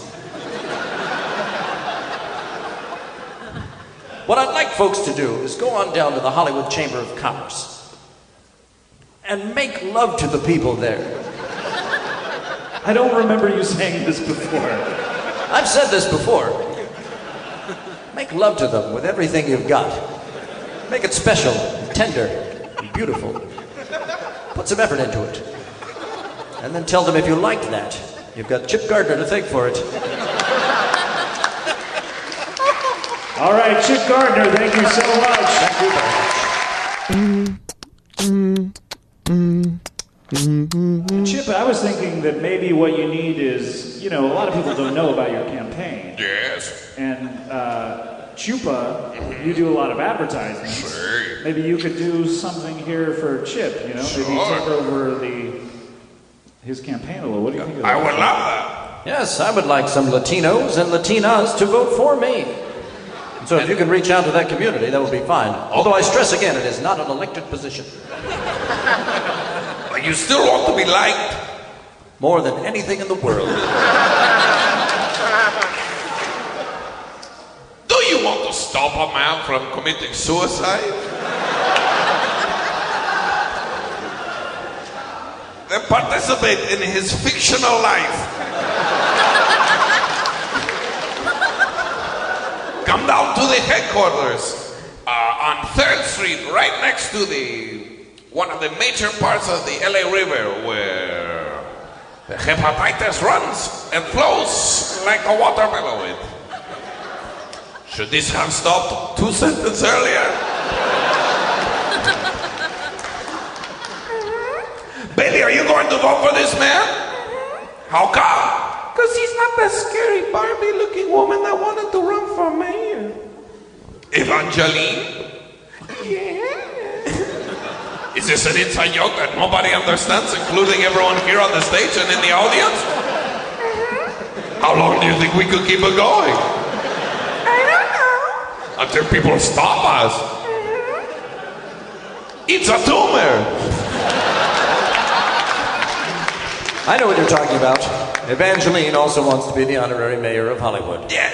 Yes. But she truly is a whore. Well, maybe you could.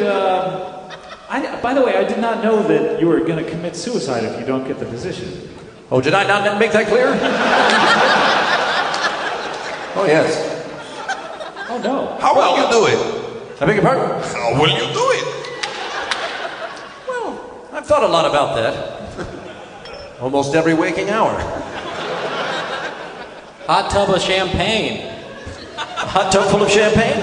It's my Surrounded by puppies? It's not a bad idea. I'm actually going to commit suicide whether I become honorary mayor or not. At what point during your position will you commit suicide? I think the day that they announce it. Talk about going out on top. I don't know whether to root for you or not. Doesn't matter. Either way, it'll all be over soon. How will you do it? Well, I'd like to take as many people out with me as I can.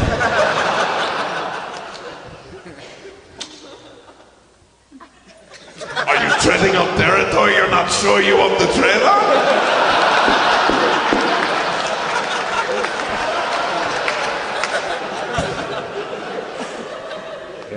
I guess I've just always pictured fire.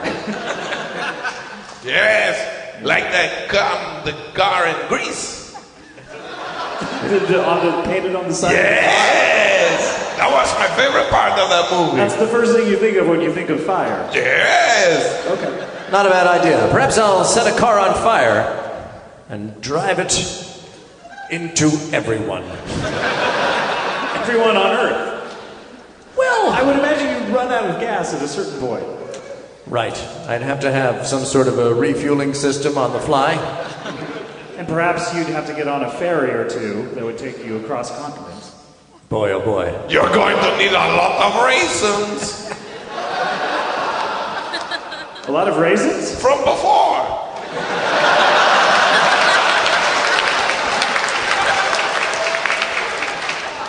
All right, guys. Well, Chupa, thank you. Can you stick around here? Uh-huh. Well, we have one more guest here on the program. I have to leave now. Okay, baby, I won't keep you. What are you doing tonight? I'm going to a discotheque. A discotheque. People is playing. People. People? Mr. Worldwide. People. What's this now? People. Beats people? Peter Bjorn and the Whistling People? Oh, Mr. Worldwide. Mr. Worldwide. Miss Worldwide. Is he here too? Yes, Mr. Worldwide Pitbull. Y'all like Bud Light? Pitbull. Okay. I'm going to see the people concert. That's crazy they would let a baby in there. Yeah. It's crazy they would let anyone in there.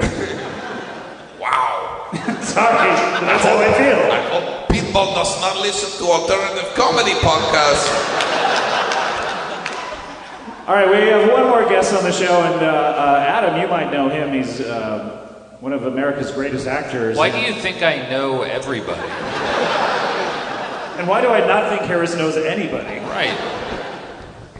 Please welcome to the stage Mr. Paul Giamatti.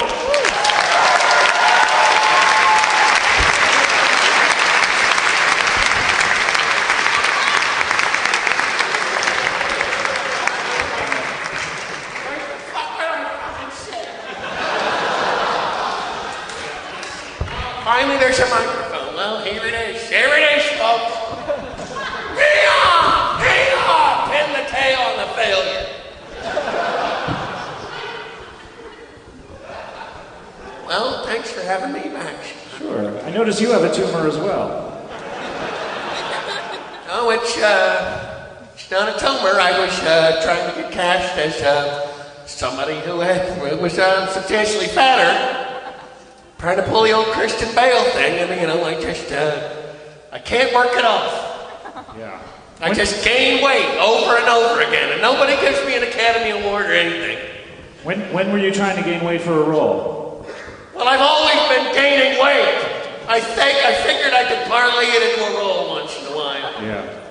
Pardon me, by the way, I've been backstage farting. That's what we're smelling up here? Thought I could pull it off. But the old Giamatti luck, huh? Yeah, well, here it is. America's favorite pushing bag. Pushing bag. Nope, not even an honest man's combat. They're just gonna push me around. Oh, yeah. Gosh. So, Adam, did you know him? We actually have never met, but I'm a huge... Oh, yeah, we've met, sure. I wish, we did Midsummer Night's Dream together. You wouldn't remember, of course. Oh, I'm sorry. Yeah, I guess it was before you had kind of risen to the heights that you're at now. No, it was right after, it was right after Sideways. Right after what? It was right after fucking Sideways. Oh, I'm sorry. I'm a huge fan of yours, regardless of remembering you or not. Yeah, sure. Yeah, it was a great production. I played Nick Bottom in Midsummer Night's Dream. And then, of course, Oberhan fucking raped me. You ever been raped by a fucking king of the fairies? I have not, no. Yeah, well, that was fun. You were Puck, and then you also joined in a tag team. Ah! So I was raped at the river by this man. There was no way that was a rape.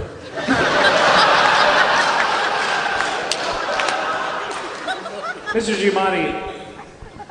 No, you go ahead with Paul. All right, Paul, thank you. Yeah. You were telling me backstage that you actually had an announcement for Chip, that you were throwing your proverbial hat and maybe even your literal one into the proverbial ring, and maybe even a literal one. I was attempting to mount a run for mayor of Hollywood. Yes, I was. And as we could tell from the applause, I've already lost. Well, it's not an elected position. Yeah, but sure, I couldn't even get a major party endorsement. I was aiming for the Peace and Freedom Party, or maybe the Green Party or something, but they wouldn't have me. So it's a write-in fucking candidacy. And what do you know, my pen isn't working. Chip, do any of the unions back you? I don't have any backing from anyone at all. And that's just the way I like it. Oh, yeah, you're comfortable there. Yeah, okay, yeah. Real winner there, huh? I like to think so. Yeah, real winner there. Yeah, you're gonna sit there and run for fucking mayor of Hollywood. Meanwhile, I can't get anything above fucking scale. And when I get scale, I break it. I enjoyed you in Planet of the Apes. All of that makeup made you a lot easier to take. Comedy, bang, bang, comedy, bang, bang. Would you rather have Mr. T's head on top of yours and embarrass you when you talk to the opposite sex, or have severe untreated clinical depression?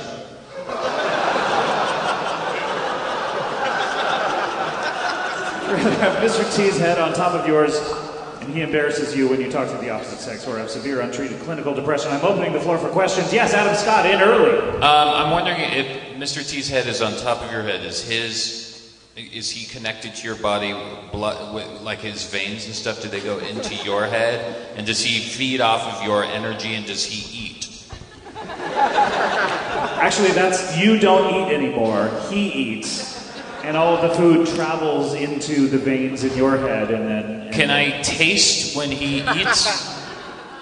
You can read his mind so you know that he's enjoying eating, but you cannot taste it, no. Okay. Chip, you have a... Quick question. Yeah, oh, quick. Okay, great. Did you say his head was on top of my head? As a matter of fact, yes. Where did the gold chains go? Who gets ownership of the chains? Are they hanging over my head? Over my face? Or are they on my chest? They're hanging over your face and right under your nose, so it looks like you have a golden mustache. Thank you. No problem. Questions? Yes. Yeah, I got a fucking question. Mr. If I'm Giamatti. entering into either scenario with severe clinical depression, undiagnosed and untreated, Wait. is there any effect? Am I still depressed when I go into the Mr. T scenario? No, you're actually incredibly happy. You're fulfilled. Okay, sure, there it is. You have a wonderful acting career because everyone wants to cast you in movies because they love Mr. T and they wonder where he went. Yeah, sure. Well, maybe there's an excuse. Does that make me the Quato coming out of his stomach? You're sort of a Quato, yeah. It's sort of like... Do people open their mind to me, or do they ignore me and slap me around? They open their minds to you. Is that what you asked me? Yeah, do they open their fucking minds to me like fucking Quato? I auditioned for Quato in the remake of Total Recall. Oh, really? What happened? Well, all they did was fucking knee me in the fucking face. So sorry. Chupa, you have a question? Yes. Who is Mr. T?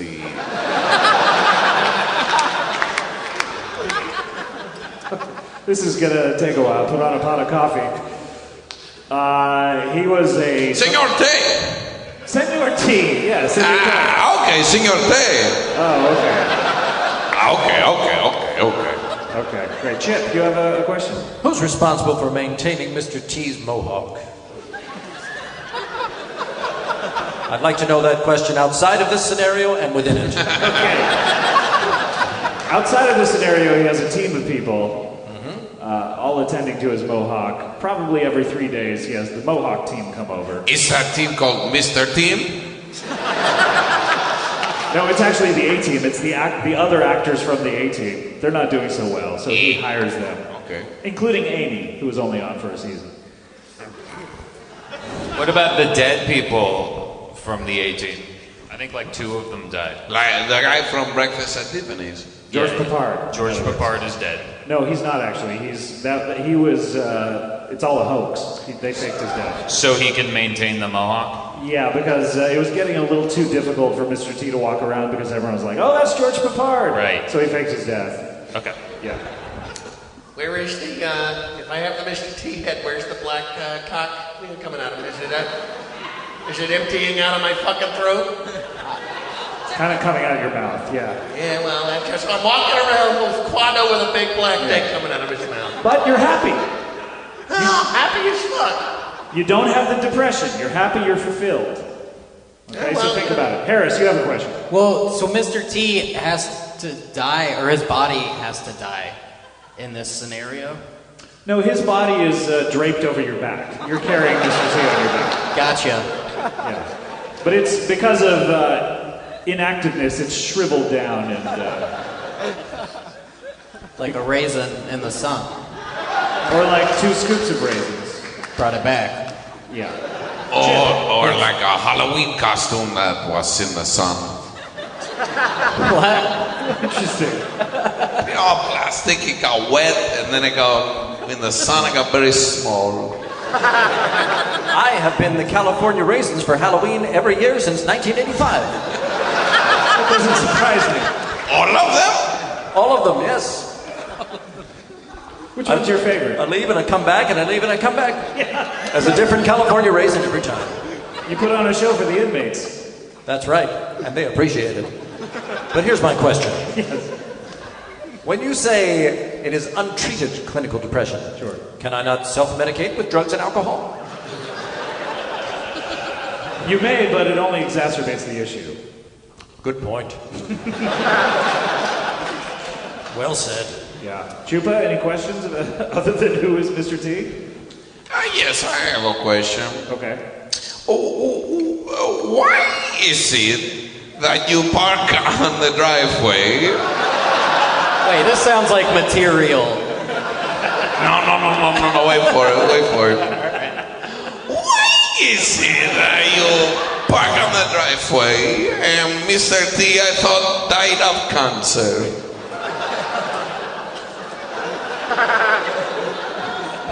Mr. T is alive in this scenario, even if he has died of cancer. I don't know. Has he? No, he's still alive. He's still alive in every scenario, other than certain alternate universes, divergent timelines, where he died during a stunt gone awry during the A-Team. Divergent timelines? Sure. What is that? The multiple realities? Such as the thing that virgins do to occupy their time is come up with scenarios? Yeah, pretty much. Are you a virgin, Poggiamati? Yep, sure am. Unless you count getting kicked around in the fucking butthole. That counts. Yes, Chip. What exactly does Mr. T do to embarrass you in front of the opposite sex? How bad could it be? When you're about to have sex, you whip out your penis and he says that he pities the fool. I see. Chip is right. That's it?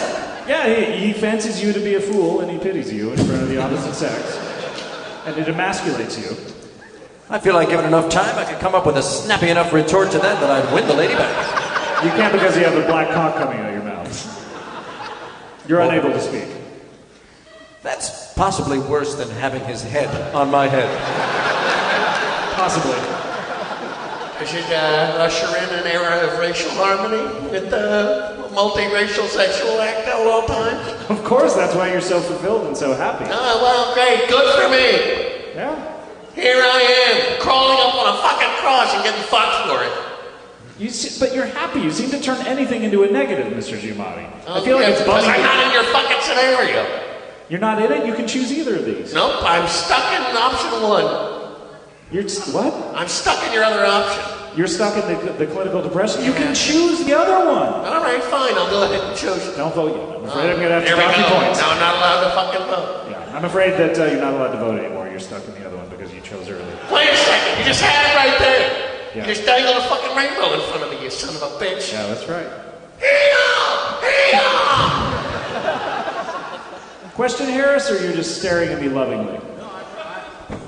Is this technically longer than Woodstock? This show tonight? Don't drink the brown Modelo. Chip, do you remember when Sean O'Neill opened Woodstock? Yes. This is a fact. No one was planning on going to Woodstock until they announced that Sean and I would be there. Yeah. That's absolutely true. Yeah. They ushered in the entire era of peace and love with the gold lame suits. Yep. Chip, weren't you the one who started the riots at the second Woodstock? Did I start the riots at the second Woodstock? Well, some would argue that it was Limp Bizkit's fault. But I took their lead, and yes, I broke stuff. Well, you know why they did it, right? You know why they did it. Why'd they do that? The nookie. Oh, just for the nookie. Yeah, I'm fine with that. All right, I'm closing the floor for questions. We're all going to Wait, vote. I have one more question. Adam, I will allow. If Mr. T's body is shriveled on your back, does that mean that the bones in his body have been removed? That's a fair question. They have been removed and you wear them in a belt. You fashion them into a belt. All the bones from his body? Yeah. That's a big belt. Yeah, how much does the belt weigh? Belt weighs approximately 180 pounds. Okay. Good to know. I'm closing the floor for questions. I'm very glad you asked that. Yeah, thanks. Actually, I have one more I don't have any more questions. I have one more question. All right, Mr. Giamatti, I will allow it. You're not going to vote, but go ahead. Oh, great. Well, that was the only question. Was can I fucking vote? You goddamn country. So sorry. Okay, I'm closing the floor for questions. Of course, you're not voting, Mr. Giamatti. Chupa, how do you like to vote? Why was he so scared of flying?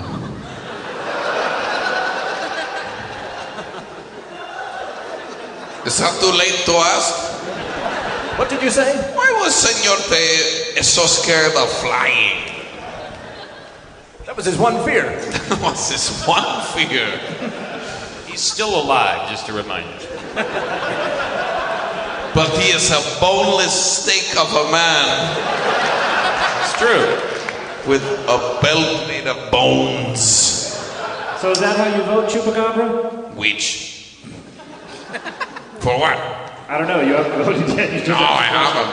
How would you like to? I've been living with clinical depression untreated for the last 15 years, and I get up every day and I live my life, and it's not so bad. So then that's what I choose. Okay, very good. Chip, how do you like to vote here? You know, untreated clinical depression is not that bad. I'd like to go for that. How do you guys fucking do it? What do you mean? How do you fucking do it when you stare at the moon and all you see is your own fucking failure? Drink beer and talk like a baby.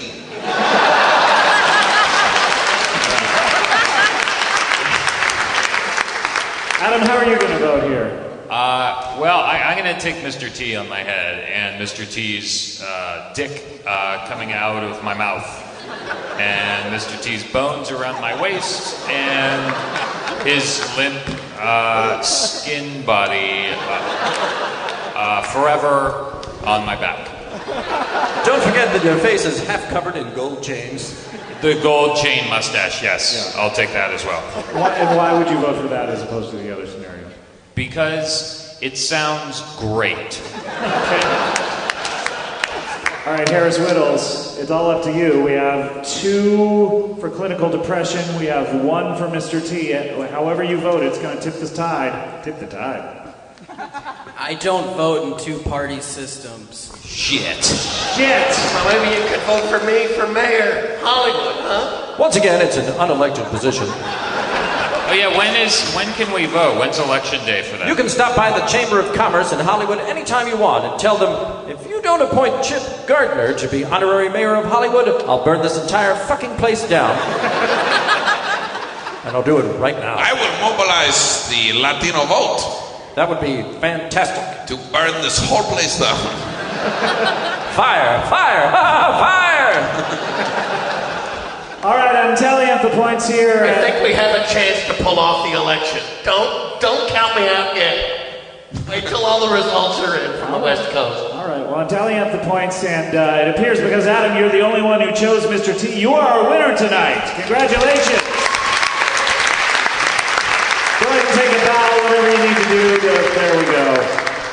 The spread-legged bow. Extended leg.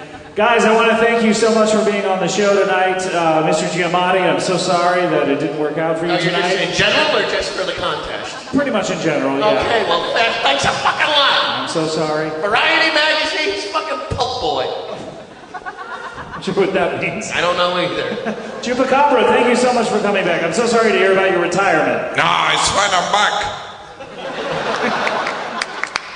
And Harris, it's nice to see you as always. Thank you, Scott. Keep typing in that phone. You got it, my man. And Adam, nice of you to show up. Nice of you to be the one person who dresses up. Thank you, Scott. Sorry. You said shot? I said shot instead of Scott. He just burned you. And Chip, I want to thank you especially most of all. I know it's been a busy election year. Yes. And busy campaign out there trying to get everyone to vote for you. It sure has been. Yeah. And folks, watch the skies, because I've stitched together 30 homeless people to act as the ultimate instrument of Satan. and they're coming soon. Wait, what? It's a side project. I'm more interested in the mayor thing.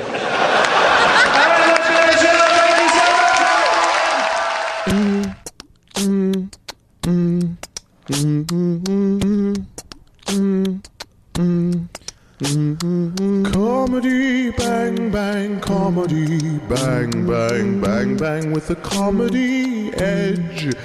Comedy, bang, bang, bang, bang, bang, bang, bang, bang, bang, bang, bang, bang. You're listening now to comedy, bang, bang. Previously on Comedy Bang Bang. Gil and Golly is our special guest here on the show today, and That's right. A ventriloquist act from the streets of Los Angeles. I'm very afraid of Golly. What are you afraid of? Golly is the source of all evil in the world.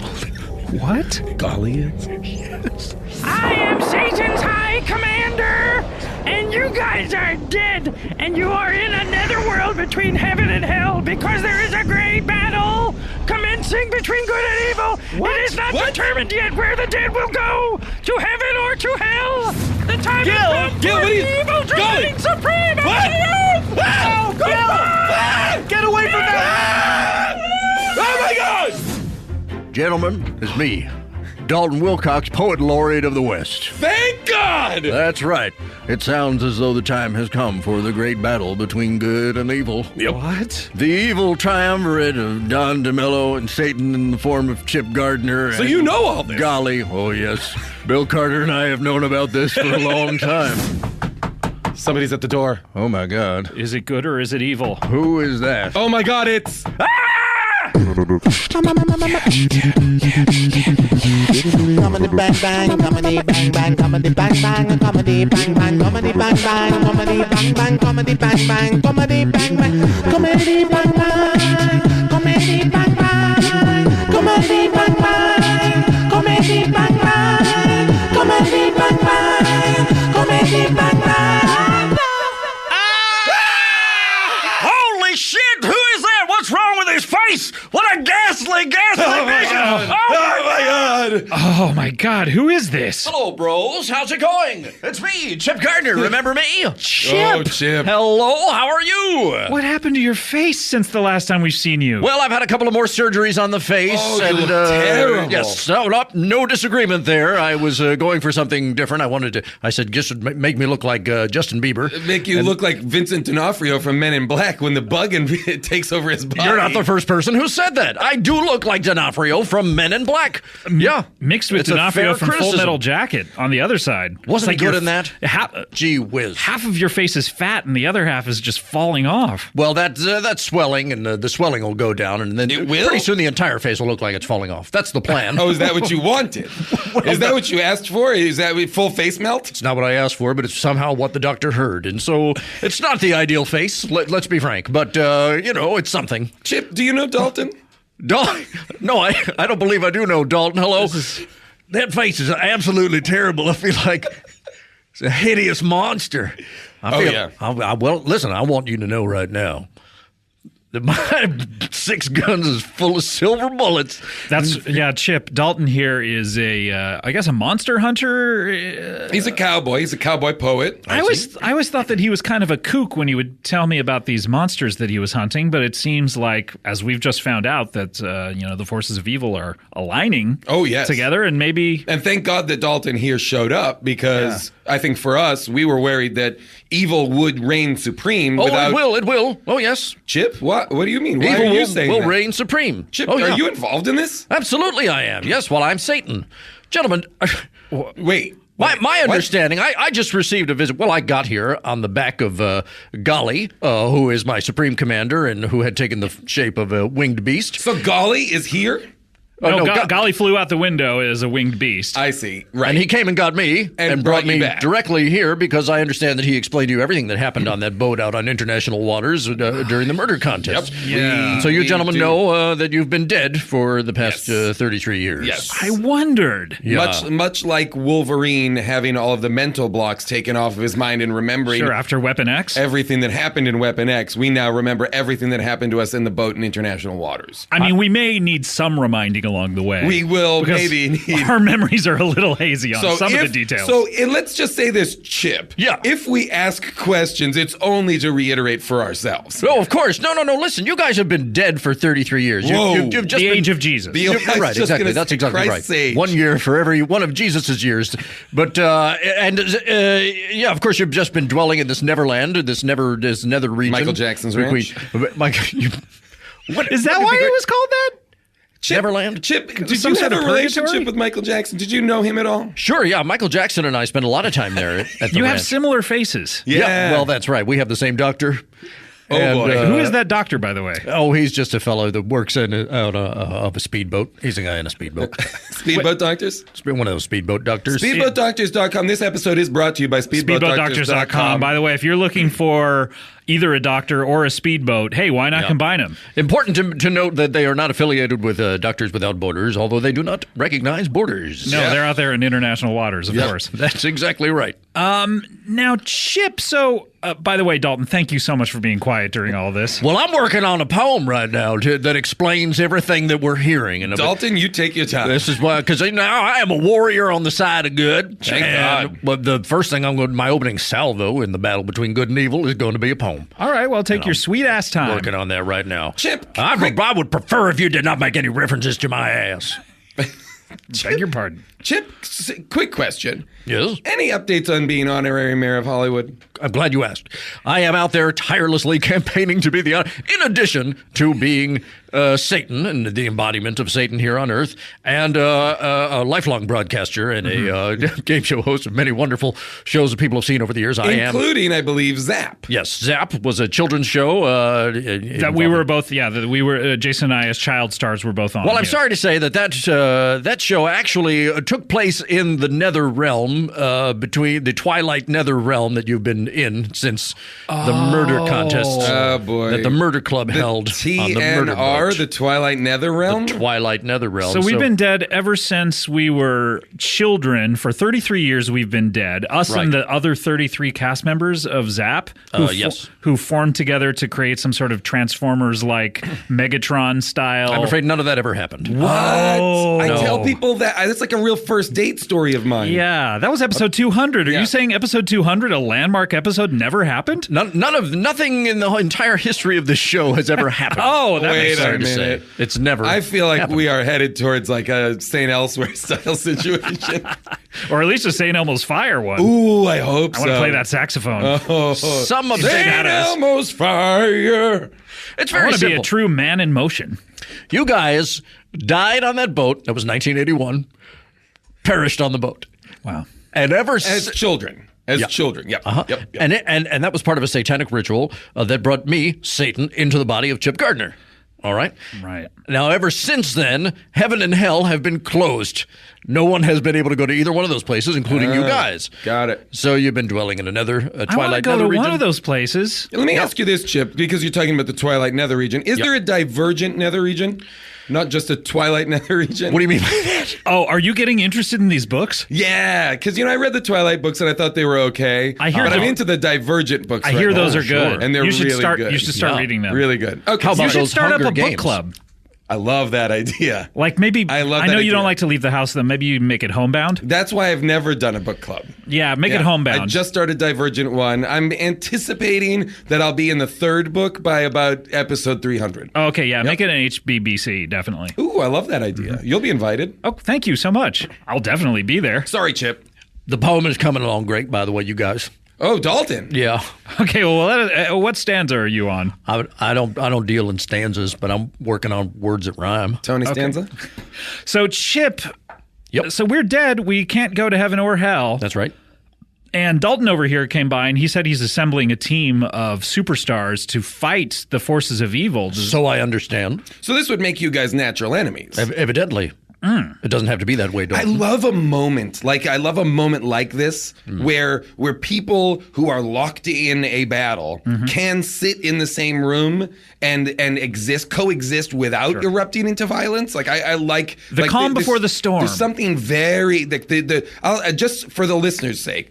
the feeling in the room right now is like palpably tense and toxic. Like, and yet there's a certain amount of respect and camaraderie in the sense that we are both adversaries, but we respect there's each other. the earthy kind of cowboy leather and dirt smell of Dalton Wilcox, and the kind of fire and brimstone and melting flesh, melting of candle course, wax, of course, of Chip Gardner / Satan. Well, the thing about it is that I'm so confident that I'm going to win that there's no reason to be upset with anyone. I think Dalton made the wrong choice by fighting for the forces of good. I have aligned an impressive squad, an impressive team of evil people. Really? Who may I ask is on this team? Well, of course, it's Golly, and he's a shape-shifting, he can be whatever he wants. Oh, of course. So Gil is his sort of representative as well. Oh, I have a question about this, actually, Chip, good. that maybe you can help me with. Okay, just good. because it seems like you're familiar with Gil and If Golly. we spend this entire time sorting recapping, we'll the never logic get of what we're up to, it will have been time well spent. I think so, too. Okay, so Gil and Golly. Golly is the real power behind that situation. Gil is the puppet, truly. Gil is Gil even, or are they the same? Are they one being split into two, or is it just... My understanding is that Gil is just a homeless fellow who happened upon Satan's supreme commander in the form of originally you know tooth. Schizophrenics, they're being talked to by Satan. Yes, usually, that's correct. Yeah. Well, that's Satan. Typically how it works. Yeah. Oh, so why are you always talking to schizophrenics? Well, they're not really sick. They're just being talked to by Satan. Yeah. Yeah. That's right. Yeah, I don't know why you call them schizophrenics. He did. They're instruments. I call them instruments. Vessels. So, yes. Mm-hmm. Did your parents make you practice playing your instrument? Yeah, I played a pan flute as a young man. Cool. Satanic. Yep. Satanic pan flute. Yeah. I'm okay, still pretty good on the pan flute. Great. So, Chip, who is this team you've been talking about? Here's the deal. They must be formidable. Yeah. I'm assuming it's going to be a lot of people we've never even heard of. Oh, yeah. I'm it's almost like asking an army general, hey, who are your privates? I wouldn't know a single one. That's the thing. There's such great evil out there when you think of your Osama bin Ladens where he's still alive, or those kind of... I'm assuming you're gathering an army of people like that. Of Osama bin Ladens. Yeah, like true evils in the world. Well, obviously Golly is my supreme commander. Oh, yes, of course, the ventriloquist dummy. Golly's supreme commander is a fellow by the name of Don DeMello. Now, he's just a theatrical director out there. We've had experience with Don. We know DeMello. Don. You know Don? Oh, yeah. I know him very well. Yeah. He is the ultimate evil in the universe. Wow. Yeah. So wait, do you answer to him? I answer to Golly. Golly answers to Don. Satan. You're telling me. Yeah. Satan in the form of Chip Gardner, a.k.a. Chip Gardner. That's You're right. telling me you answer to a ventriloquist dummy that answers to a theatrical director who does the Rockettes and the Pasadena Playhouse. You've got it. The children's playhouse. Oh, my gosh. Pasadena Fairy Tale Theater. Thank you so much. Well, I guess Satan, I always thought you were the ultimate evil in the world, but no, it actually goes all the way up to Don DeMello? Yeah, that's right. All the way up to Don. We should have seen this coming with that whole Cactus Tony situation. Yep. Yep, and then I got a guy named... Do you know Cactus Tony? Cactus Tony? Oh, well, I don't know Cactus Tony. My alter ego, Gretchen, has had some dealings with Cactus Tony over there at the airport. Wait a minute. Now, you said something interesting Hang just on. now. What's that? Chip? Yeah. You said something real interesting What's just that? now. Okay. You said that you have an alter ego named Gretchen. Right, that's right. Can you explain that? Well, gentlemen, I think I'm a side-by-side, right? Of course. Oh, that's right. You have both sets of genitals. sets of One of the genitalia. things, well, I was having a facial replacement surgery, and I said, while you're at it, turn me into a woman, and then had a change of heart and said, put the penis back on there, and I'll be a side-by-side. And that's But turned so out they great. had taken the penis off. Oh, it was off? Yep. But I did say, hang on to it. Put it on some ice. Put it on ice, So and we'll see how this goes. You got a vagina installed and then said, you know what? Put that penis back on. Right. Because I want both something to stroke and something to flip through. That's precisely right. Yep. Okay. Yep. Sometimes I like to flip through my own vagina. Who doesn't? Sure. So who doesn't like going to a movie, flipping through a vagina? I remember great to me. when we talked to Cactus Tony last, he was talking about a side-by-side named Gretchen that he knew. Yes, that was me. Over at the ArcLight? Yeah. Well, he had a job over there. He had a job giving hand jobs and flipping through vaginas at the ArcLight. Yep. And So that's you. As Gretchen, I was some of those hand jobs and a few of those vaginas. Okay. So that's your Gretchen. client. That solves a question that I've been wondering about ever since that episode. Oh, what's Who is that? Gretchen? Oh, yeah, well, that's me. Do you have a Gretchen voice? Yeah, sure. Love to hear it. No, I don't think so. Okay, too bad. Maybe later. Who knows? So Dalton, how's that poem coming? I'm nearly done with the poem. I'm just about ready. I'm listening to all this. Everything I'm hearing is being incorporated into the poem. Raise your hand politely when you have that poem ready for us. Great. So now, Chip, Our who else voices are so phenomenally different, you and I, though. It's extraordinary. The two voices could be this different. Chip, tell us about the rest of the I team. can't imagine that we're going to meet anybody else who has a similar vocal range. No. Why would we? Similar to who? Me or Dalton? Either of because you. neither of those Either vocal of you. ranges have anything in common with one another. I agree. No, All right, they don't. so Chip, we have Gil and Golly, we have Don DeMello. Don DeMello as the big evil. I should have seen coming but didn't. Who else is on the Forces of Evil? Well, I've got a fellow by the name of Byron Denniston who did some wonderful work kidnapping the royal baby. Oh, yeah. Wait a minute, the Royal Watcher? Yeah, that's right. From that Bob Odenkirk episode where he was watching the royal baby I don't know. ready to be... I don't know. Oh, But this guy's a royal watcher. That's for sure. He was trying to kidnap the royal baby, George. Yeah. And he was trying to rename it...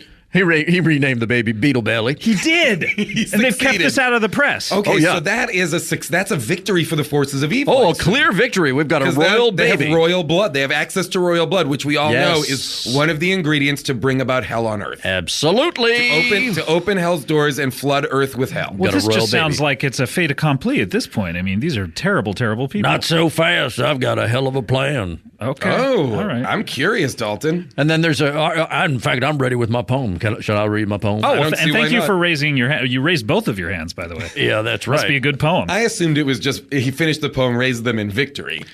I thought that there was a holdup from a gun robber. Great. I just listened to a great TED Talk, guys, Oh, yeah? about how just raising your hands Yeah. in the victorious pose makes you feel victorious. Like let's do it. a psychological. If you do it for 2 minutes, Yeah. it gives you, Gives you strength to carry on. Yeah. I heard a great TED Talk from the bear. Nope. TED. Nope. Hi. Nope. I love that you just gave up on it. You gave up on it. You You looked should at see me my- like you looked my at me face. like help. You looked at me like help. I don't know throw what me I'm the whip. doing. I don't know why I started this. Throw me the whip. How Throw me long the are whip. TED Talks supposed to be? About 7 minutes long? I think 7 This guy to managed 12. to talk for 7 to 12 minutes about raising your hands above your head? It was a lady, and yes. Fuck that.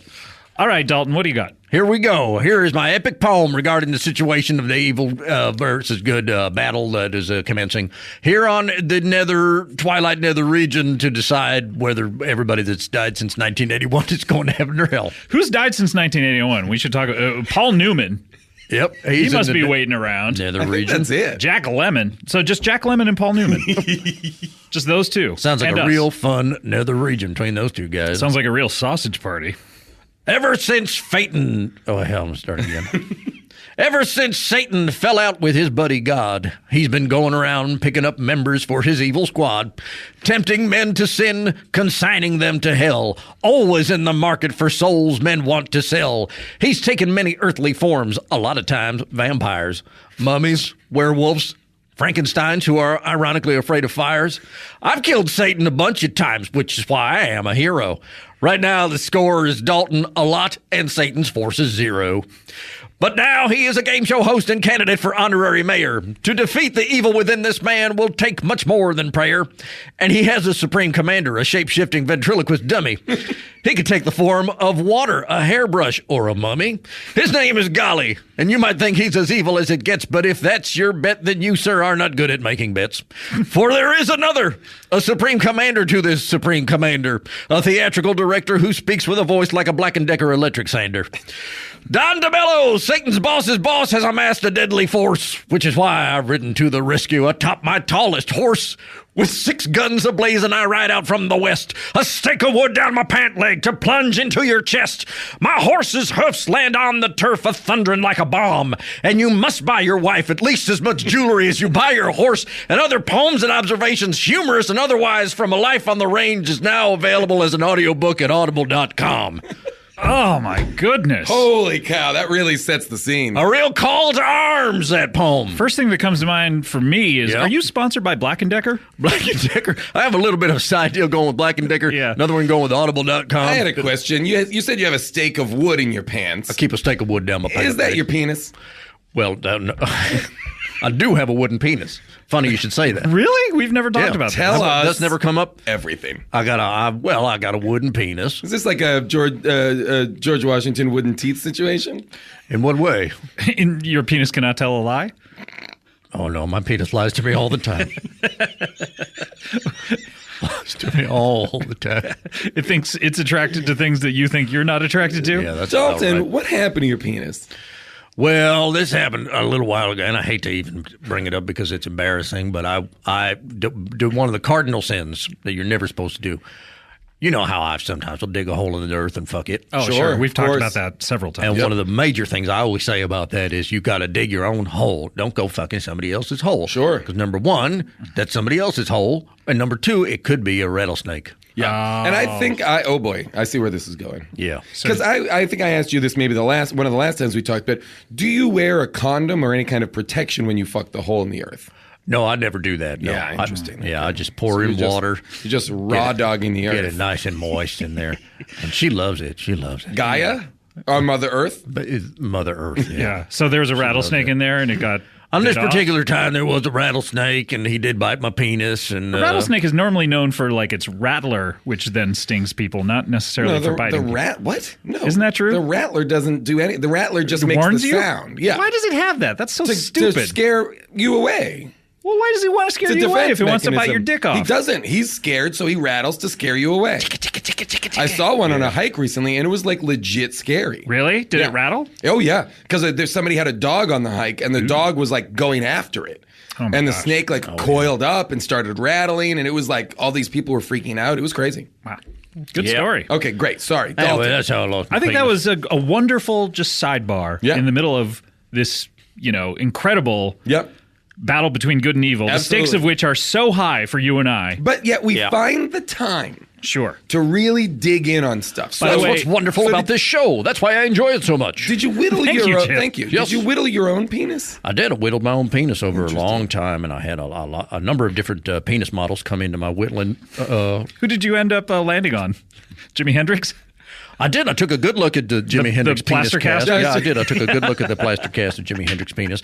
I decided it wasn't right for me. What wood do you use? I Do you use a like teak. Oh, interesting. Mm-hmm. My penis That's is a made of very teak hard wood. That's exactly right. Very hard wood. I said, "What's the hardest wood out there?" You find any splintering going on? Yeah. Well, yeah. What I do, I polish it all the time. I'm always out there polishing your knob? my wooden penis. Yeah, I feel With what? Like a lemon pledge? Sometimes, yeah, sure. Yeah. But, I've stained it just the right color. Oh, what color, if I may ask? It's like a walnut. It's a beautiful. That's lovely. Yeah, that's lovely. It's a gorgeous do you ever get a Black & Decker sander out and just kind of? Well, that's why I'm so familiar with it and how it sounds. Is exactly right. I'll get. I do have the Black & Decker sander. I have my part of your mini nightly sander. ritual. It's part of my thing. I take a Black & Decker sander to my penis, like A people Black do. & Dicker? What is that? What You I just said Black & Oh, Dicker. now that's a lot. Of fun. Paging Dr. Freud. You have an appointment over here with Dalton. A real Freudian slip. I don't know what that is, but well, Dalton, I wish you luck in your battle. I mean, I really do, because I want either the gates of heaven or to hell. Well, I've open already. up. I've contacted some people who I think would be useful. I would imagine a team like this needs very specialty players. Is what I was going to say. Some very specialty players. Gentlemen, it's not going to matter because the forces of evil are certain to win this battle royale between good and evil. There's almost no sense in even having the battle. Who's Jason? Can you open the door, open please? The door? Who is this? Oh my gosh! What's up, hot dog? How's it going? Yeah, what's happening? It's me, Hot Dog.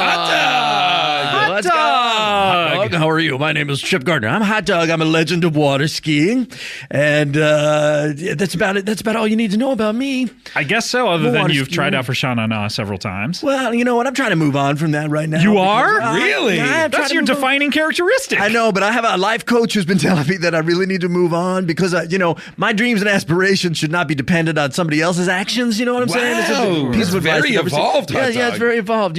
Are you starting your own? I'm trying to start my own band called Nashasha. And it's just going to be a very different thing. Yeah. Oh, what's it like? Well, we're going to be like interpreters of classic American rock and roll music. Oh, cool. We're going to do the hand jive, and we're going to do Okay. Get a job and all that stuff. Are you gonna Good night, change- sweetheart? How do you guys, for example, Yeah. Choose any of those ones you just mentioned because they're obviously in your repertoire. How do you guys do them in Na Sha Sha? We do them, just how they've always been done, like classic rock and roll. Got it. 50s songs, We got a guy in the group called Zauber, and he's really great. And Yeah. Does anyone he puts his mouth in his fist. His mouth in his fist. He puts okay, his so mouth he in his opens up fist. his fist a little bit. Yeah. And then puts his mouth in there. Yeah, that's Sort of right. like this? Okay, I Yeah, get just it. like that. Yeah, he puts his Wow. mouth in his fist. Are you going to be changing your signature catchphrase? Dip, dip, dip, dip. What is it now? That's not my catchphrase. That's me performing my music, man. Okay, but are you going to change it to wah, dip, dip? Oh, yeah, I never thought of that. For Na Sha Sha? Or should it be Pid Pid? Oh, I don't know. Yeah. Well, hey, Hot Dog, it's great. It's great to see you.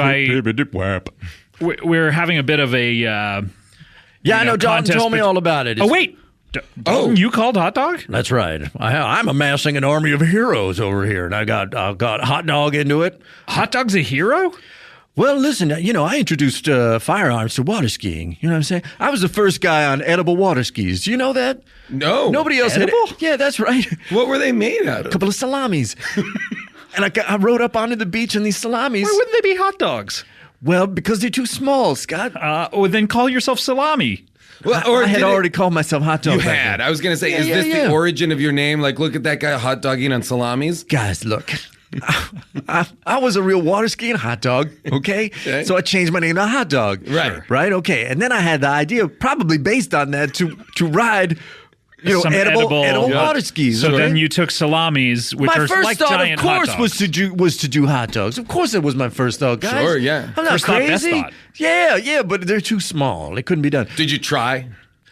I gotta be honest with you, I never did even try because in my mind's eye they Wow. were too small. I That's said it could not be done. I gotta say, So I went on it. I gotta say, Dalton, I don't have a lot of faith in this guy if he's part of your team. Why is that? Because he's half-assing things?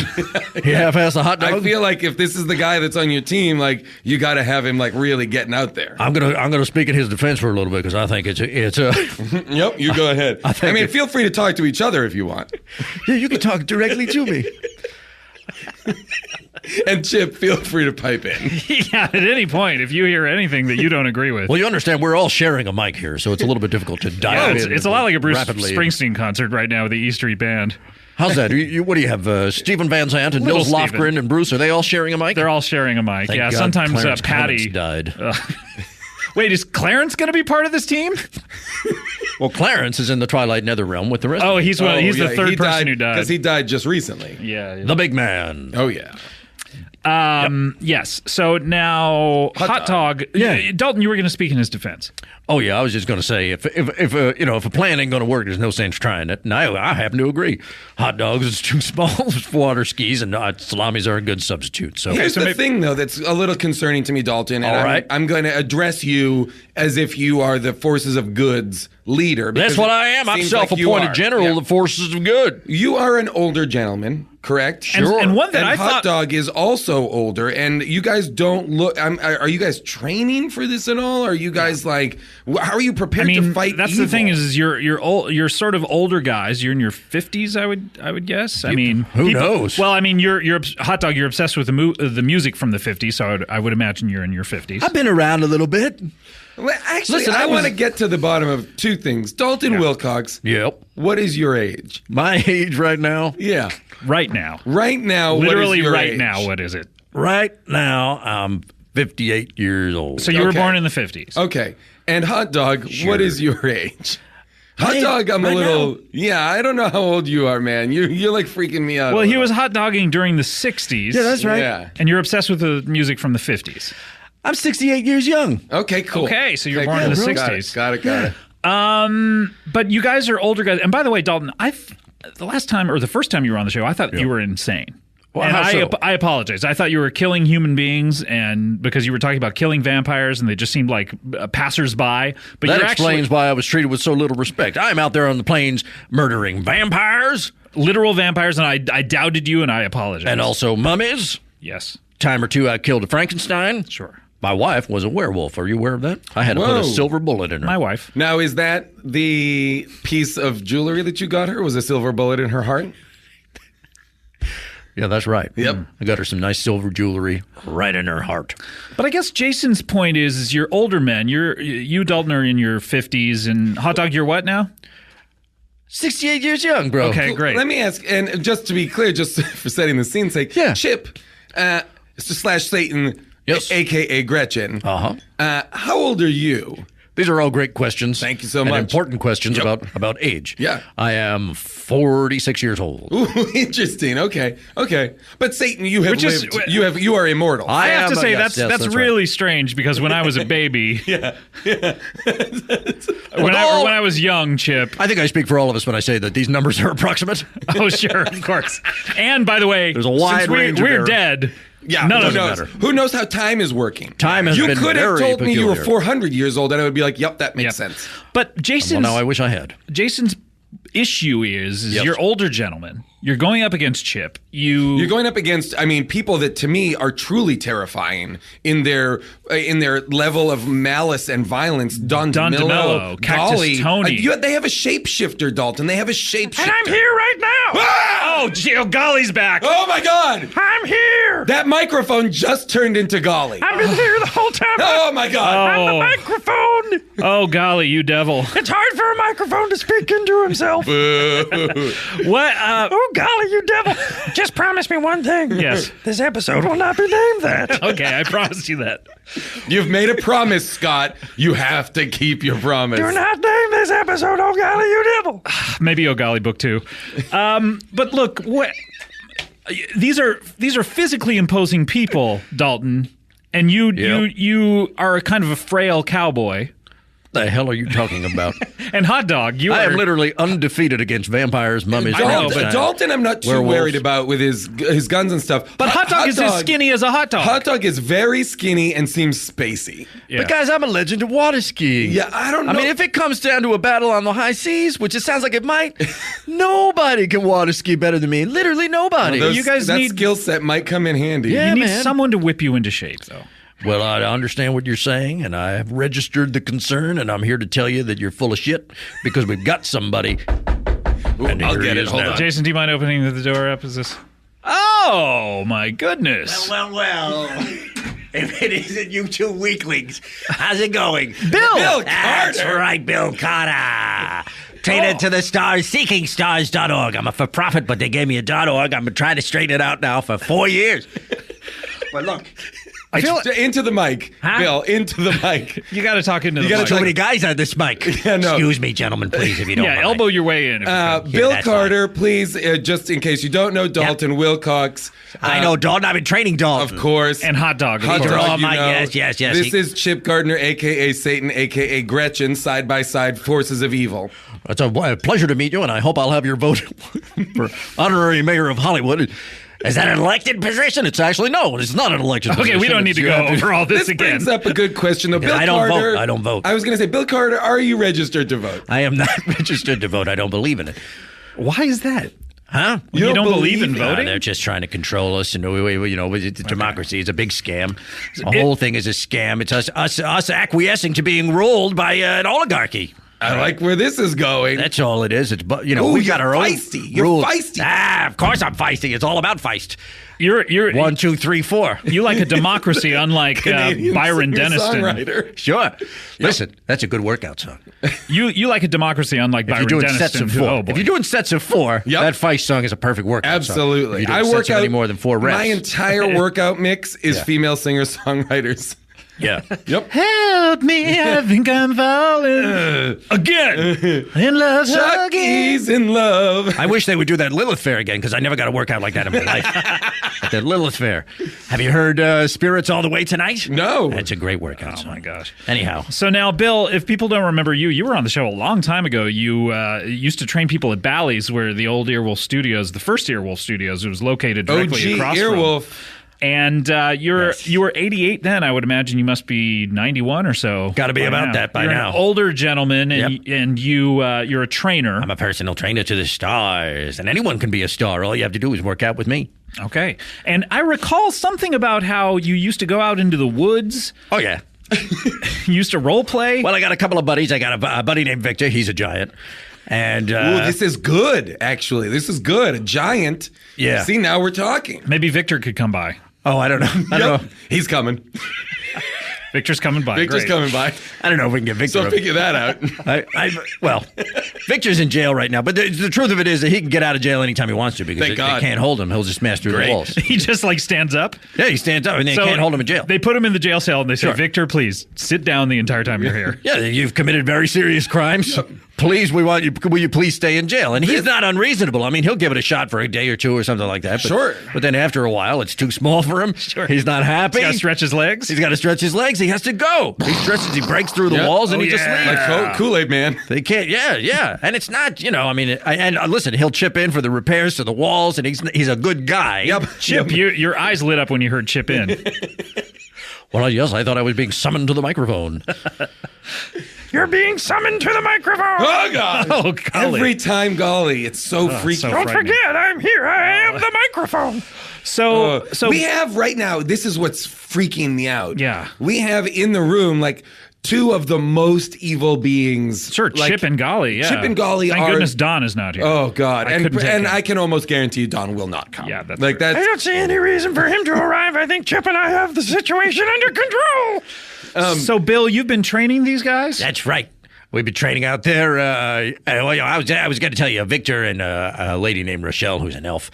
She and I frolic in the woods. Oh, yeah. Frequently, we do some role playing out there. I'm classified as a wizard, technically. And this is very Tolkien-esque. Were you doing ritualistic sacrifices? I can't recall. Oh yeah. Listen. I've been trying to conjure Satan for a long time. What, and that was to fight him? To fight him, and I've been trying to listen. I have been trying to commit suicide. I think I've tried now 32 times to commit suicide. Right. Oh yeah, you used to be in the 22 club, was it? I was a 19er, then I was a 22er.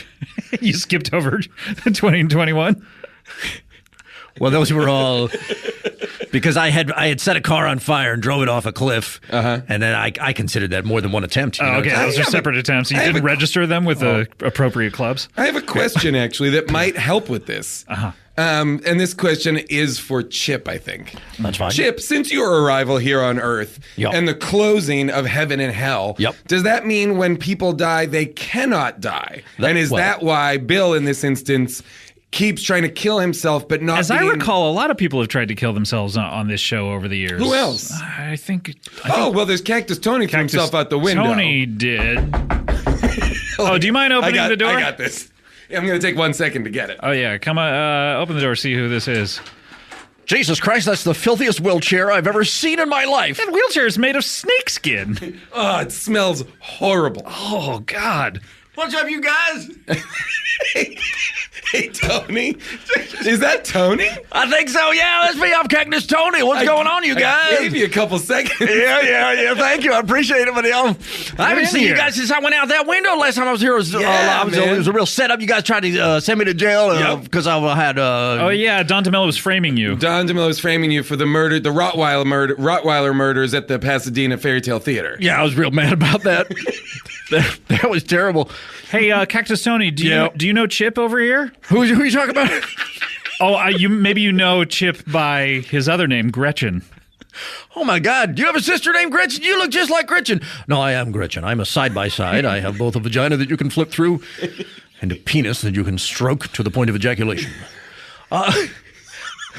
Yeah, I think I've done that. I think I've done both of those. Tony, now that you're in a wheelchair because of your fall from the window. I went out the window. I said, I'll take my chances. Do you find it harder when you're at the ArcLight giving hand jobs or flipping through vaginas? Yeah. Because you can only sit in the wheelchair access section of the ArcLight? Well, that's exactly right. Yeah, it's really hard because the person that, if you're not sitting next to, if you're not sitting on the aisle, like right next to where a wheelchair is meant to go. Yeah. I literally cannot give you, unless I was to crawl through the aisles, and I've tried that a couple of times. But, for people who are like a real snake. Yeah, right. You wear total snakeskin. By the way, do you rattle ever to warn people of your approach? Yeah, we were just talking about rattlesnakes. Maybe you saw Cactus Tony the other day on that hike. That's why I'm a lot more dangerous than a real rattlesnake, because I don't give you any warning. I'll just strike. But by the way, Cactus Tony, you sound like a wonderful cross between Dalton Wilcox and Hot Dog. Has anyone ever told you that? I've never heard that before. You have the joie de vivre of a hot dog, but the real rasp, the southern charm, the southern charm of Dalton Wilcox. I don't know how you guys could even begin to make comparisons between the voices here that you're hearing today, because each one of them, they're so incredibly separate, phenomenally different. Yeah, that's true. Thank you, hot dog. Yeah, see? Okay, so absolutely. Cactus, what are you? You're Don DeMello's. You were mad at Don DeMello because he was trying to frame you. What are you doing here? Can I ask? I mean, you've tried to commit suicide. Obviously, Jason, I think that you're right. Yes, all these people who commit suicide, all of these people that we've known who've attempted to commit suicide, because, I mean, there's a lot of people who also came in, many just arrived in order to commit suicide. One time when we were talking, I can't remember who all of those people were, but I did want to say before we kept going, if anybody needs to leave at any time, you just let us know. Yeah, please. But I'd prefer you all stay. I have nowhere to be. Okay, great. Just checking in. So what are you doing here, Cactus Tony? Yeah, I don't know. Are you part of this great big battle? Well, look, I mean, yeah, I'm willing to be. I'm prepared to be part of the battle. I'm not entirely sure where I fall because, I think Don's a great guy. He's done a lot for me over the years. Like, he's given me a lot of opportunities, He did set me up to go to jail for that incident where Rottweilers tore apart an 8-year-old boy up there in the daycare. I think it was more than one 8-year-old boy. Wasn't it like a bunch of kids? Oh, I mean, it's hard to say how many children were lost because we had a way of disposing of the bodies. But anyway. Did anyone yell Rottweiler snatch? What's that? Never mind. Anyway, go ahead. So anyway, you had a way of disposing of the bodies. We took care of the bodies. We put them in a packing crate and we sent them to a guy I know in Croatia, and that was a whole different thing. Okay. And anyway, what was I going to say? Yeah, so I'm mad at Don, and now I hear that he's the ultimate evil in the world. Makes me feel like I should join this forces of good. Interesting. Do you feel good in your heart? Well. Yeah, I guess I do. I think I'll join the forces of good. Wow! Yeah, I think I do. Well, we'd be more than happy to have you there in your filthy wheelchair. Take him off that board and move him to the other board. Is that right? Gosh. Yep. Okay. Cactus Tony, well, Forces of Good. This is exciting. The Forces of Good have we have Dalton Wilcox in the Forces of Good, Hot Dog. That's me. Bill Carter training them all. Yes. And we have Cactus Tony. Yeah. And Bill Carter, did you want to promote your website? We would just want to keep giving you an opportunity to promote your website just in case people. Yeah, Trainers to the Stars, seekingstars.org. You can go over there and you can sign up for personal training sessions. Bill, how do you work with someone in a wheelchair? Well, this is not going to be easy. The first thing I'm going to do is get him out of that wheelchair. Okay. And, that's my first job. Well, he can't stand. His That's legs exactly don't right. work. Okay, got it. Well, I think I immediately hear, oh, you're dependent on that wheelchair? I'm taking it away. I'm going to put it far away. I'm going to put it someplace that's going to be hard for you to get to. Oh. This is going to be surrounded by dangerous objects, bear traps, dynamite, so you got to get through it to get to your wheelchair, which you need to get around. Got it. Okay? Interesting. Can I make a suggestion? Yes. Take Cactus Tony, okay? Because he's slight now. His Take legs, Cactus Tony, please. His legs have atrophied. Class. Please stop doing that. His legs have atrophied. He's smart. Tie him to Victor. Yes. Like the broken C-3PO gets tied to the back of Chewbacca. Oh yeah. And then all of a sudden you got Victor, who's a giant, fighting frontwards, and then you got Cactus Tony fighting backwards. Yeah, shaking his arms. And, think about that. Yeah. Listen, I think that's a great idea. I'd love to be strapped to a giant. It's something I've visualized for myself on many occasions. Is it on your vision board? Yes, on my vision board is be strapped to a giant. So I think this is definitely one to do. Now that's something that's really interesting that you bring up, Scott. Cactus Tony, you do believe in The Secret. Oh yeah, I'm a big proponent of The Secret. If you put it out there in the universe, it'll come back to you. And I'm a big proponent of that, which is what part of the reason I'm so successful in life. Okay, well, I feel like life circumstance dictates otherwise, but yeah, okay. I got to tell you something. You guys know where I sleep every night in a different unlocked car. Sure, I'm on the car circuit, and it's real hard because now those have to be wheelchair accessible, almost like handicap vans, like minivans, and it's real hard to find an very unlocked. Few. But now, why not just accessible find minivan? an unlocked car and crawl in? Why not and leave the chair outside? Buddy, I got a wheelchair made of snakeskin. Yeah, that's true, I guess. People are going to steal that. Very covetable. People are going to steal that. Yeah. Fans of wheelchairs and snakes are going to there on are that always fans of wheelchairs and snakes. People are going to take that. It's like one of the biggest Google searches people do. Is that right? Wheelchairs plus snakes. I'm not even on Google. Hey, Chip, I have to ask you, you know, right now we have Dalton, we have Hot Dog, we have Bill Carter, and we have Cactus Tony over here on The Force is Good. All you have is Golly. Are you starting to like freak out a little? Because earlier I thought that Chip and Golly had it all wrapped up. Oh yeah, especially with Don DeMello, who has not, you know, shown his face. But you say you have Byron Deniston as well. But I mean, you know, it doesn't seem like a fair fight at this point, you know. I have to tell you, I'm not worried because we have an ace up our sleeve in the form of Don DeMello, and he is the ultimate evil that has ever existed in the universe, and I'm simply not worried. But if we do need more assistance, there is that fellow Byron Deniston. A call has been put out to. Oh, hang on 1 second. Here we go. Here, I'm just gonna. Maybe we should set up another mic. Oh, which yeah, might take about 15 seconds. Yeah. You know what? Before you open that, why don't we take a break and we'll see? I love this idea. Let's take a break. We're going to leave this gentleman on the other side of the door for the entire length of a break. Yeah. Seems rude. This episode right now will be continued after this break. Comedy Beanbag Theory. Hey, I'm here with Jason Mantzoukas. I'm here with Chip Gardner. This poor gentleman has been knocking on that door for the entire Dalton Wilcox, Hot Dog, and Bill Carter, gentleman. and Cactus Tony. The crowded room. Coming. Don't forget me, the microphone. I mentioned Golly. Oh, all right.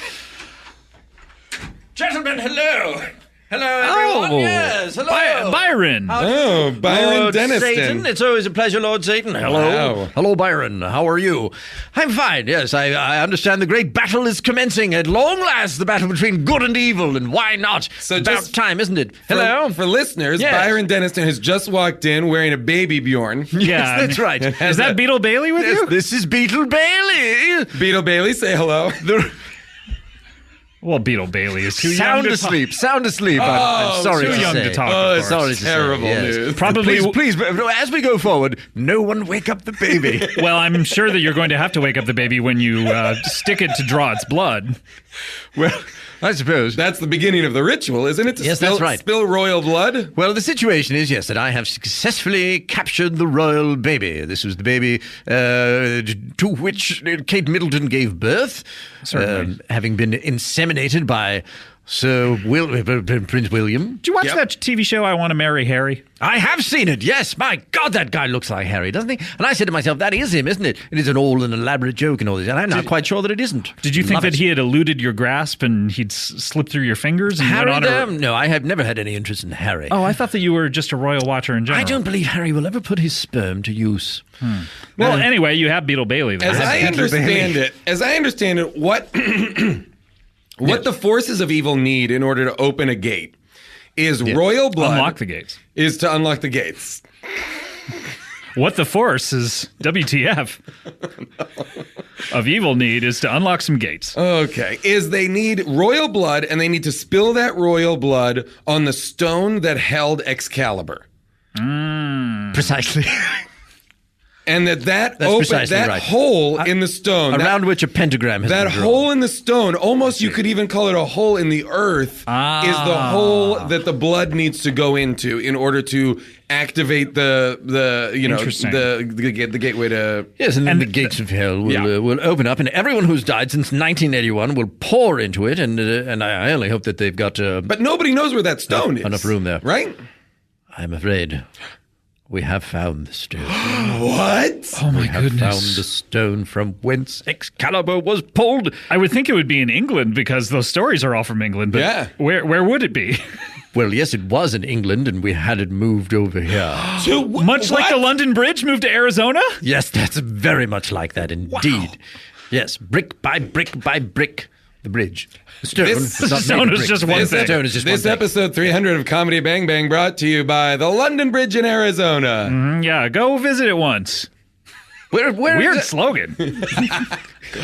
Why not check it out once? Yeah, well, they don't want repeat visits? No, they don't want repeat visits over there because people, it is the law of diminishing returns. Wow. Thank you, That's Dalton. precisely right. Yep. Well, I happen to know because I've been out there. I was out there one time and I said, wow, that really is the London Bridge. And then I made the mistake of going out there a second time. I was, Well, God damn, let me it's just ask a you fucking this. bridge. Who gives a shit? Because when I heard they brought the bridge over, I was wondering if there was maybe even like some vampires or anything like within the walls of that bridge. Because it's an old bridge? Yeah, Or and Jack it's- the Ripper? Jack the Ripper. There's so much like demented history in London. Yep, So that's many for people sure. murdered under it. Well, what you Anthony did have Kiedis?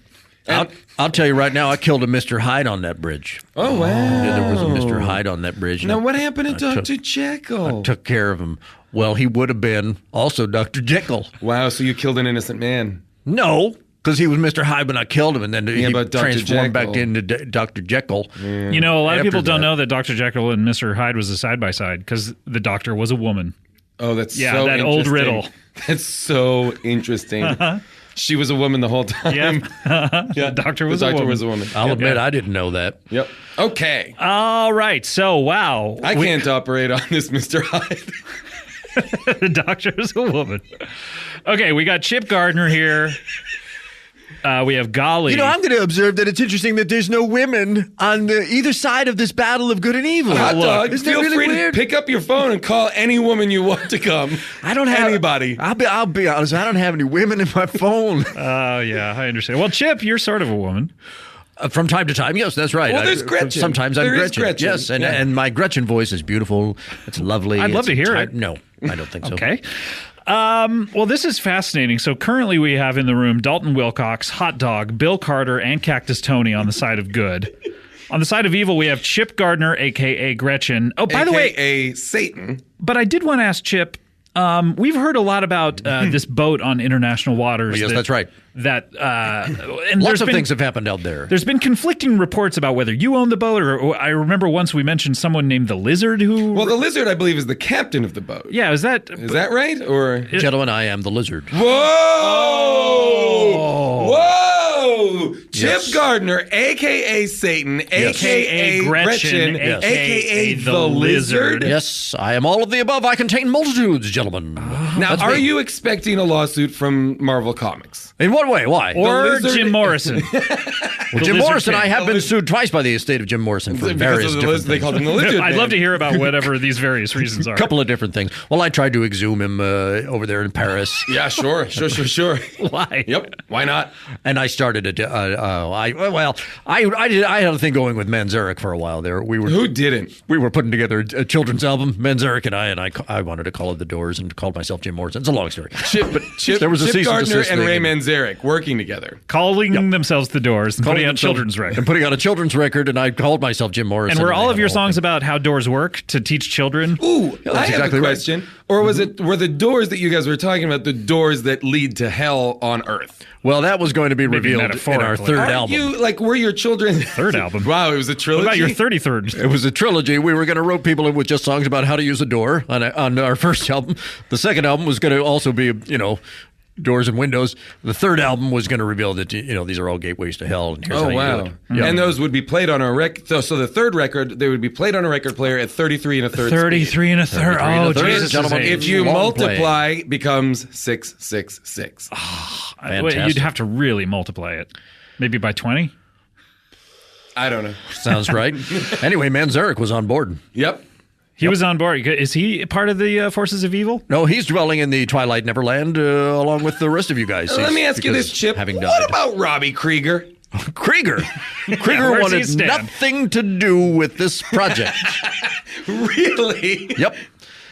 Yeah, Krieger was. Krieger's out. Krieger said no. Krieger thank out. you. Yep. Okay, back to this But battle great of good question. and evil. Great All question. right, so we have Chip over We got here. Alex Lifeson is who we got on board. Oh, really? From Rush? Yeah, from Rush. Oh, Okay. Well, good luck with that. I was just going to say snooze. All right, we have Chip Gardner. you We have Another great three-man outfit. You played it wrong on that front. Chip Gardner. If that's what you're going to do, I'm just going to say... He's a nice guy. Disregard. I was going to say get Andy Summers. Oh, hey, there you go. Right? A lot of great rock trios. Oh, yeah. Not so much anymore. No, usually it's a quartet. Yep. But the rock trios are. Oh, yeah. they're I'll tell you what's rare the best young one. breed. Cream. Sure, they're real good.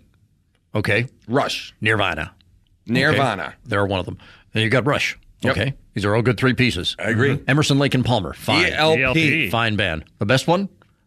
Zebra. Zebra. Zebra. Who's Zebra? 80s hair metal band? Tell me what Zebra? you want. Take your fingers from my hair. Tell me what you want. Oh, yeah, sure. A third song as well. Those guys are great. Huh. Wow, Okay. interesting. Anyway, a little side note. Anyway. They are the official house band rocking it down there in hell when the gates are finally open. Really? Yep. I would think that they would be in the netherworld because of the black and the white. Nope.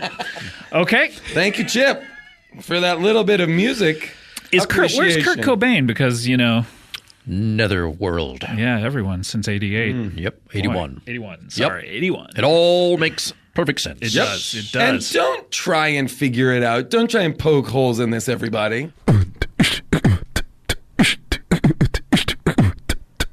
All right. Well, I guess all that needs to happen is we need to prick the blood of young Beetle Bailey and pour it into this. Wait a minute, but I feel you can't do that. Why not? I'm ready to prick the blood. Well, I mean, your Supreme Commander isn't here. The Supreme Commander? Yeah, is he the dropping Supreme by? Commander's Supreme Commander? Yeah. No one of us can pretend to know what he's going to do. He comes and goes as he chooses. Are you waiting for him to To give the go-ahead? Yes. That it's time? Yeah. Yes. Oh, but fuck. What? I just watched Danny Mahoney and Ben Alterman become one character. Oh my god! Holy shit!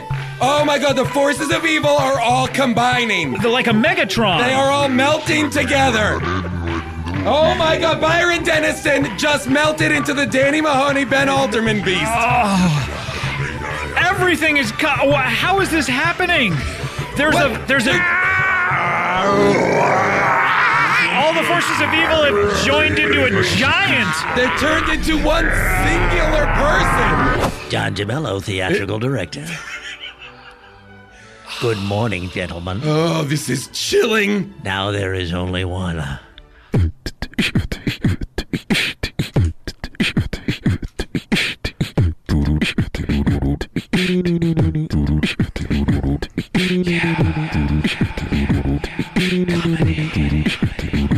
Yeah, comedy bang bang, comedy bang bang, bang bang, comedy bang bang, bang bang goes the comedy. You are listening to comedy bang bang. We were talking about Miramax, which is one of the great Hollywood companies, and this is one of the great Hollywood politicians. He was the mayor of Hollywood, as well as a game show host. Please welcome Chip Gardner.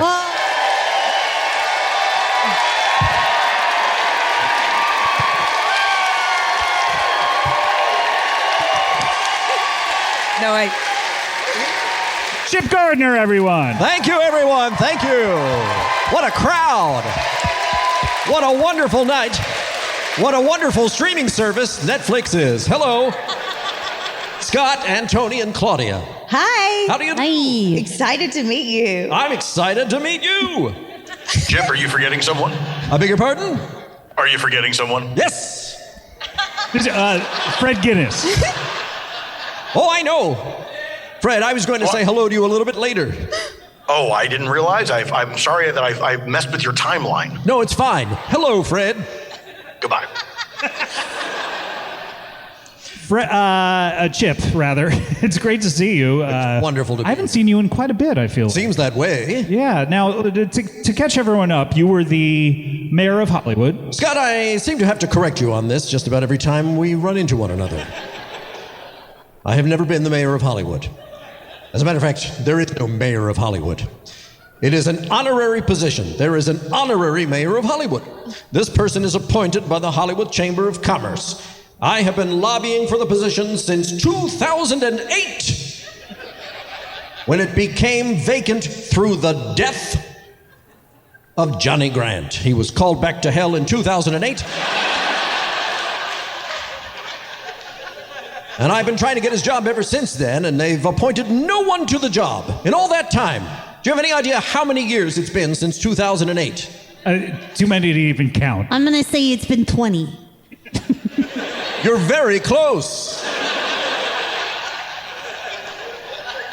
It's been, would you have a guess? 18. Also, even closer. I'm going to go 28. Good Lord. Whoa. It's been 16 years. 16 times around the sun. Yeah, it's been.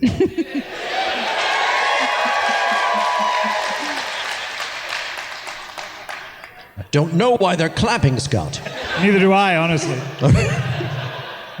And they still won't give me the job, but there's been some movement on it, Scott. Oh, good for you. Okay. Yes. It's one of the things I'm here to announce tonight. I have 2 announcements. 2 announcements? That's and right. then you're out?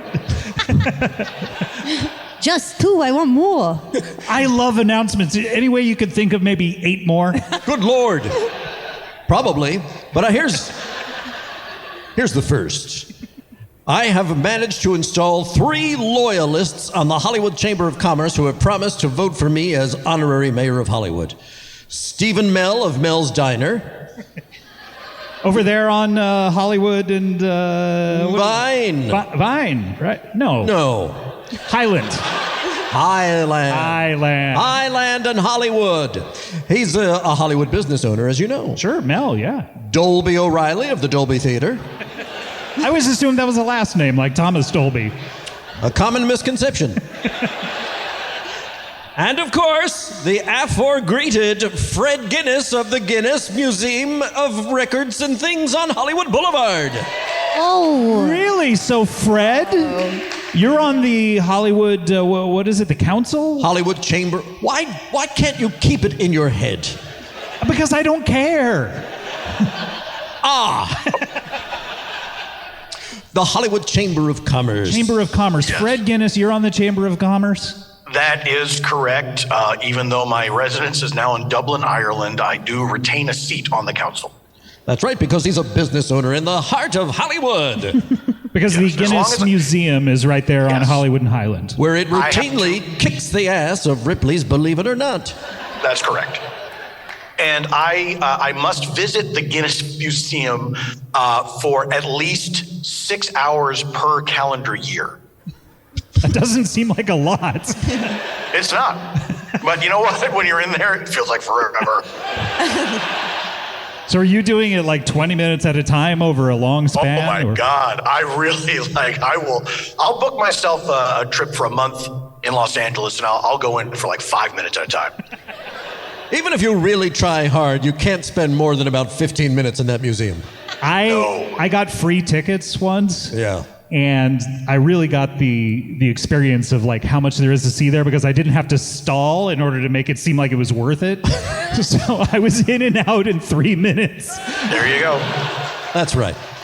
How long do you think you would have to stall to make it feel worth the, I'm assuming, $18? Like I think you would feel like you would have to spend an hour there. Yes. You know. Good luck. Wait, this is on Hollywood Boulevard? That's right. And Highland. One of the most beautiful streets. You put your restaurant on Hollywood Boulevard. That's an amazing idea, Tony. Thank you so much. Out on the beautiful sidewalk with all the gorgeous people. Is it sunny? It's so sunny and so nice and everyone is great. And it's a perfect place. I love it. Yeah, great people. Full of Hollywood stars. All the stars are convening and meeting and hanging out with one another on Hollywood Boulevard. Batman? Minion.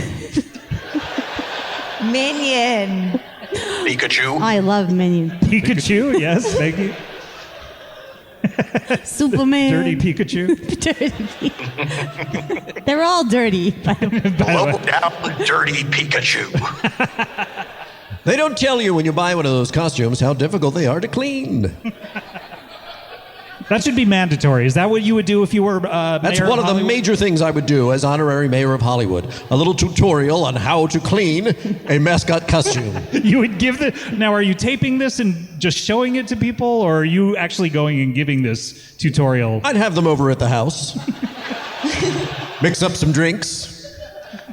Would you have an event with multiple people at once or individuals? One at a time, I think, is the best way to get the message through. That's lovely. And I've only got one spray bottle of OxyClean. One at a time. It sounds very intimate one at a time. Well, that's the idea.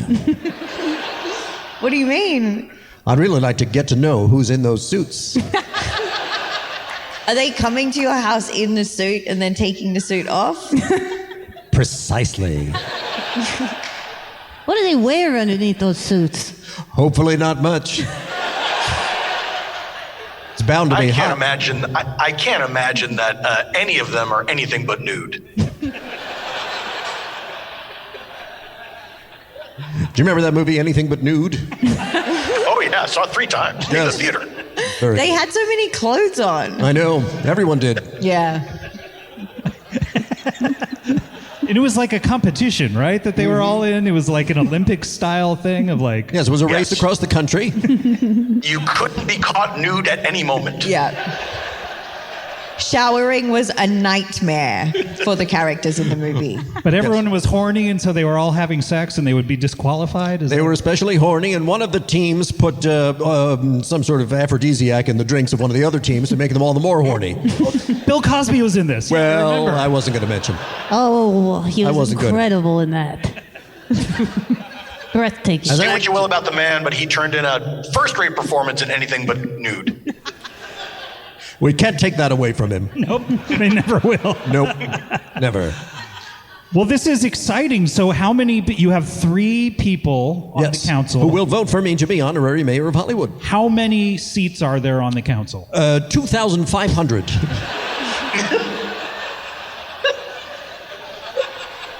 I didn't say I had it in the bag. I said there was movement.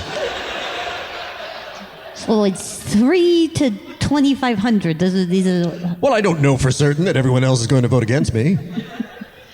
I'm hoping that those 3 will, work the room a little bit. Sure, yeah. Fred, is that something you're willing to do? I guess. I mean, I'll be trying in my way to whip up support for Chip.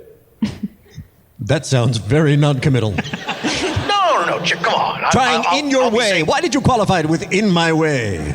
Well, because I'm not the most persuasive guy, Like, I'll probably go up to the people, maybe a few of them, and say, there's worse things you could do.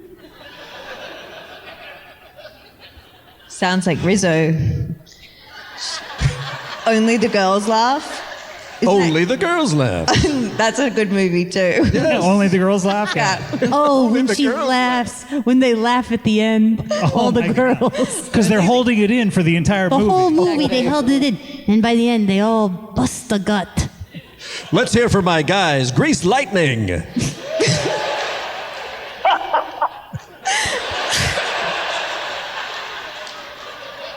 All right, Fred. Well, Chip, this is very, very exciting news. I know. Your first of 10 announcements tonight. Yes. Would you like to hear my second announcement? I guess so, yeah. Is this, What do you mean you guess so? Is there something else you want to do first? No, I could vamp. Here's the deal. Jeopardy. You've heard of this game show. Yes, it was hosted by a Canadian man. That's right. Alex Trebek. For a long time. Who was also called back to hell. And ever since then...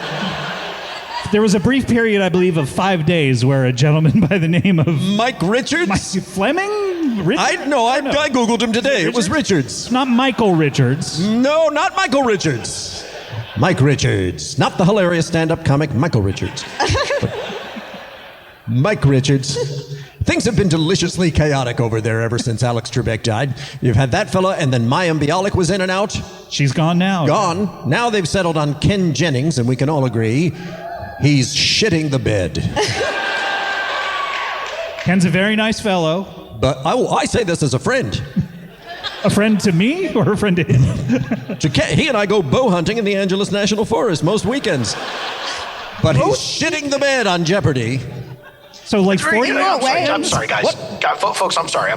I like the idea. It's an interesting concept of saying, I'm saying this as a friend about someone, to someone about someone else. Yes. I'm saying this as a friend. Ken Jennings is shitting the bed. I'm saying as a friend. This guy sucks. Yes. He's my friend. Exactly. I'm curious as to what way is he shitting the bed in? Well, it's just, he's terrible. Like how? Well, the way that he asks the questions sounds awfully smug. He's too smug. Chip. Yes. He's not asking the questions. Oh, yes. He's providing the answers. Whoa, wow. But then sometimes if they don't know the question, he asks the question. By providing the answer. It's a very confusing show. It's too confusing for me. We still can't wrap our brains around it after all these years. Yeah. And yet we tune in every night. I say, what? And yet we tune in every night. Indeed we do. What is your announcement? Alex do you know what she just said? Did you absorb it that second time? Is it important that I do?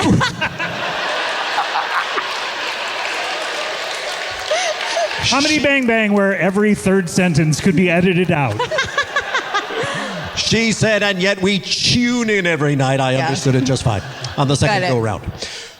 I just want to make sure that people are listening to women. I have a daughter, so.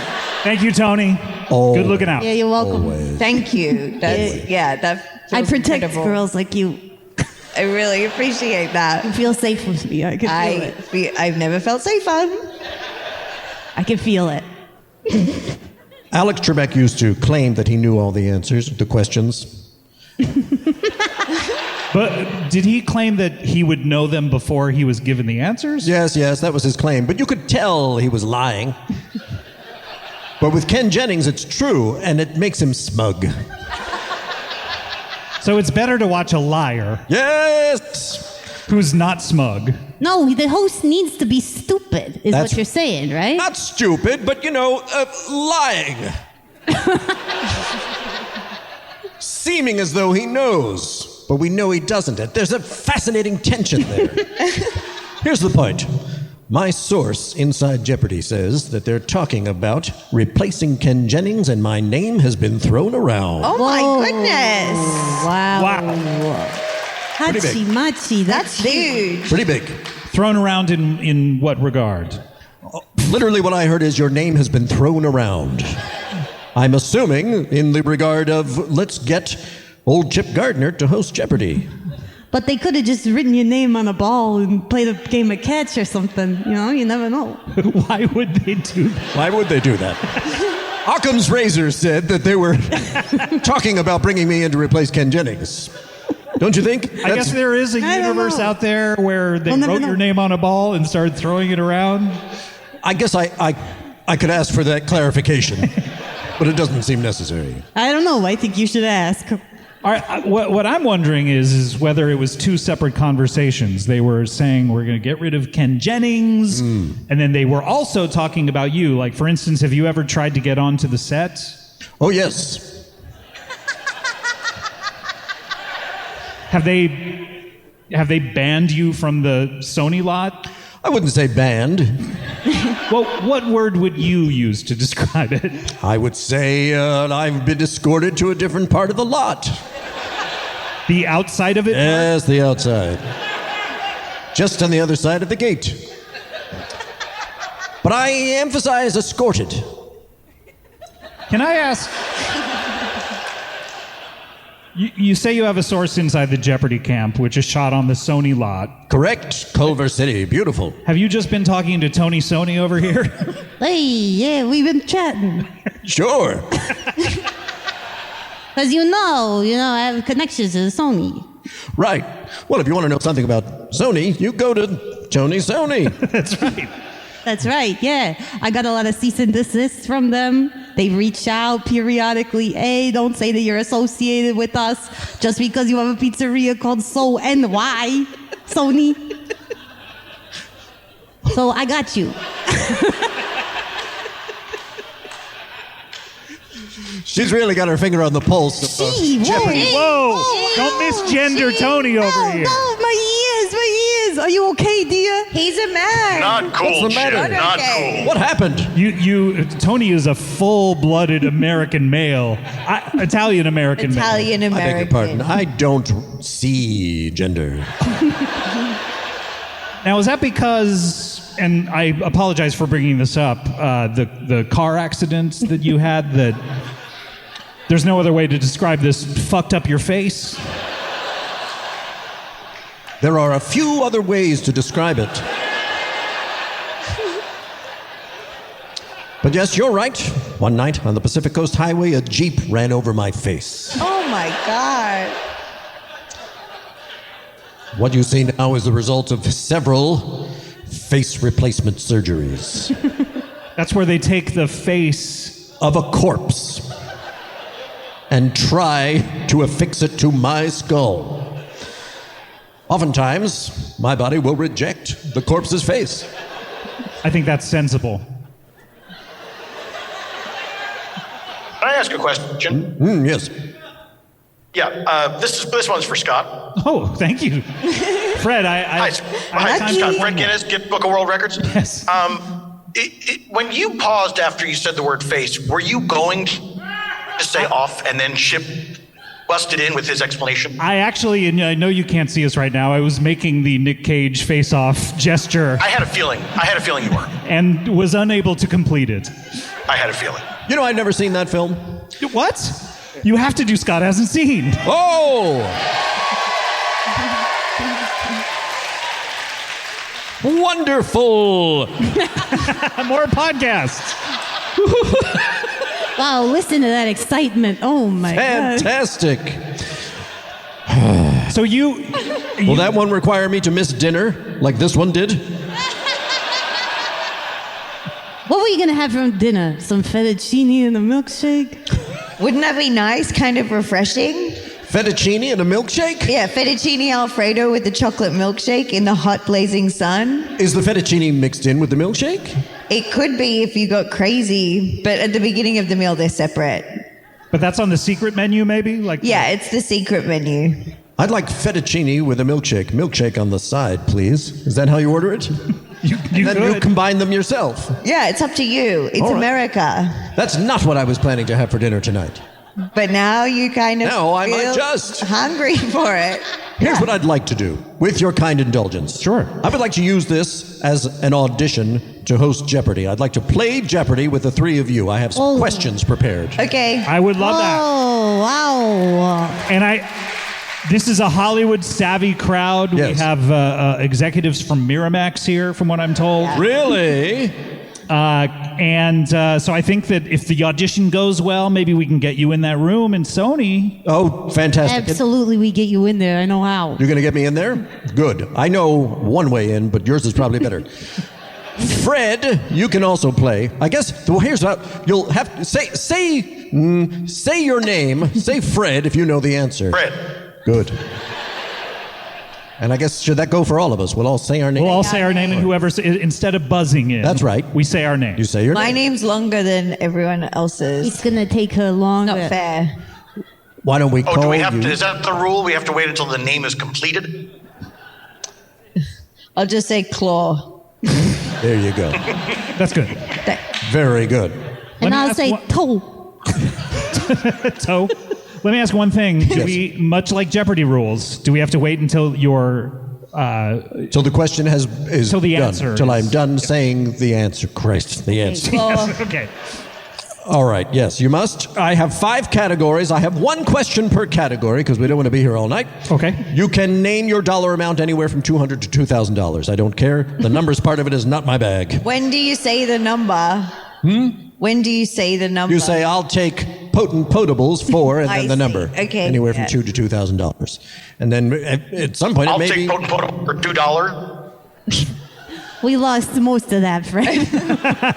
I said I'll take potent potables for $2. It's a little early for that, Fred. And that's a little low. I'm sorry. I thought you just said we should say I'll take potent potables for anywhere from $2,000 to $2,000. Oh, did I? No, you said 200. But. Thank you. That's what I meant to say. I didn't hear him say 200. I heard him say 2 to 2,000. Well, then, since everyone else heard 200, their lowest score will be 200. But since you heard 2, you can do 2. All right, great. But that means the answers are substantially easier. Is that correct? No. Not at all. Here are the categories. As you may have predicted, potent potables. Hollywood heartthrobs. Ooh. Rhyme time. World religions and ends in ub. Ends in ub. Is that ends in UB? That's correct. Ub. All right, Scott, you go first since because I said so. I'll take ends with ub for. I'm gonna go with 2,000. Okay. Oh, hachi.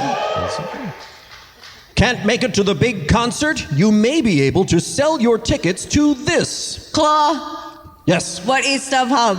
No, I'm sorry. Anyone? What? Toe. Anyone else? Toe. Oh, toe.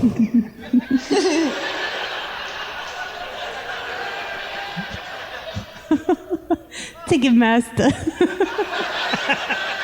No, I'm Ub. sorry. The category is Fred. ends in ub. Fred. Fred. Yes, Fred. Fight Club. No, I'm sorry, not Fight Club. Scott, do you have a It guess? is a movie. What? Scott. Your name is one fucking syllable. You could say Scott. You could throw the cheese on there, I think. You're not a... What is Beelzebub? That's correct. Yes. Oh, wow. You can sell him your soul and your tickets. Scott, you control the board. Potent Potables, Hollywood Heartthrobs, Rhyme Time, and World Religions. I'll take Rhyme Time for, in honor of Fred, $2. Very good. This is what Ohioans will shout when they see the Dark Lord assail Dayton. Toe. Skyline chili. No, I'm sorry. The category is Rhyme Time. Fred. I think that Fred. rhymes. Oh, yes, Fred? Oh, no. No, I'm sorry. You've got to be kidding me. That is incorrect. You don't think anyone in Dayton would say, oh, no? They might very well, but it doesn't rhyme with assail Dayton. Toe. You can't go again. Oh, come on. No. Let him go again. Let him go again. That's a good one this time. Let him go That's a good one this time. That's the problem. I got a good All one. right, what? Oh, whoa. No, it's not supposed to rhyme with what Fred said. No. No. You're gonna tell me nobody in Ohio is gonna go, oh, whoa, while it's happening? It's not a question of what someone might or might not say in Ohio. I think somebody else is going Skyline chili. Shit your pants. Could you read the question again, Chip? Or the answer, excuse me. Not really what happens on Jeopardy, but I will. They should, though. Yes. I mean, I think that we would be can't great. see it. It's I know, on a yes. screen. You're right. This is what Ohioans will shout, and the category is Rhyme Time. This is what Ohioans will shout when they see the Dark Lord assail Dayton. Fred. Yes, Fred. Mark Ford. For Christ's sake. The answer is Hail Satan! Oh, Hail Satan! that rhyme? That rhymes with assail Dayton. Yeah. Right. Then now I understand that we You should have said which words you wanted to rhyme with. Yeah. I still think oh no is a great response. I think it was too. I can't tell if you really found it that difficult. You know what? It's a bummer that you only did one question for Rhyme Time. That's all you got, one question for each category. I figured out how the category works. We moved on to another category. I didn't get that last part. But you're right. They probably could all be Rhyme Time. All right, the remaining categories. Potent Potables, Hollywood Heartthrobs, and World Religions. Do I still control the board? I don't know who controls the board. Yeah, why don't we let will. Claw do it? Thank All right. you. I'd like Hollywood Heartthrobs for $600. All right. If you accept Satan as your Lord and Master, you can spend eternity having this giant rebel fuck you east, west, north, and south of Eden. Claw. Yes, Claw. Who is James Dean? No, I'm sorry. No. Oh, man. Fred. Yes, Fred. Who is Lucifer? No, I'm sorry. That's it. Toe. Yes, Toe. I said sis before you said toe. Why you did not say your whole fucking No, name? I said Who is Mark Hamill? No, I'm sorry. No. Toe. Yes, Toe. Timothy Chalamet. Ooh. No. That would be great. We were looking for Burr Lives.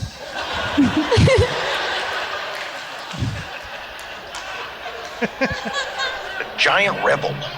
Giant rebel? He's pretty giant. And if you read the lyrics to Big Rock Candy Mountain, pretty rebellious.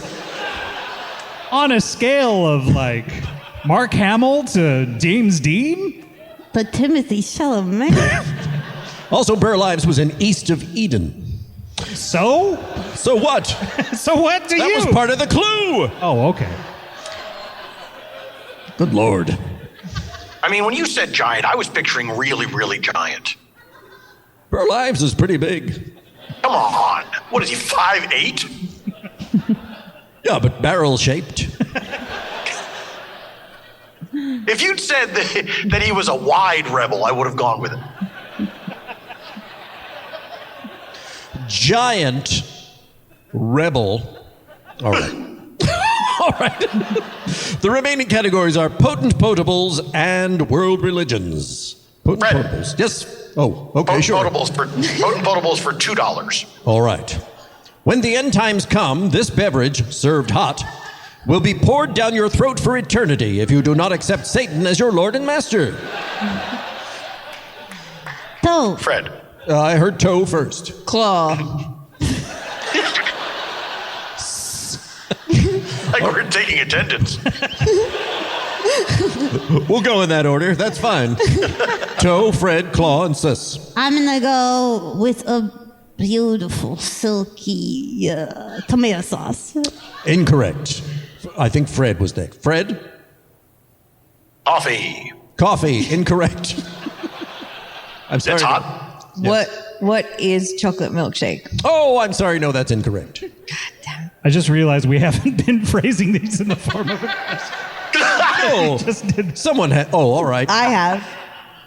That's one of the problems Been with doing Ken Jennings. so good over here. Good job. Ken Jennings lets that slide? No, Ken Jennings insists upon it. It's a stupid premise for a show. You'd be okay with it if people just Who cares, for Christ's sake? Okay. I'm going to say iced tea. No, Satan's jizz. I've heard that tastes like a chocolate milkshake. Yeah. You're in for a surprise. I bet he doesn't come like, and I bet the jizz tastes like blood or something for Satan, like a fiery blood, don't you guys? Probably.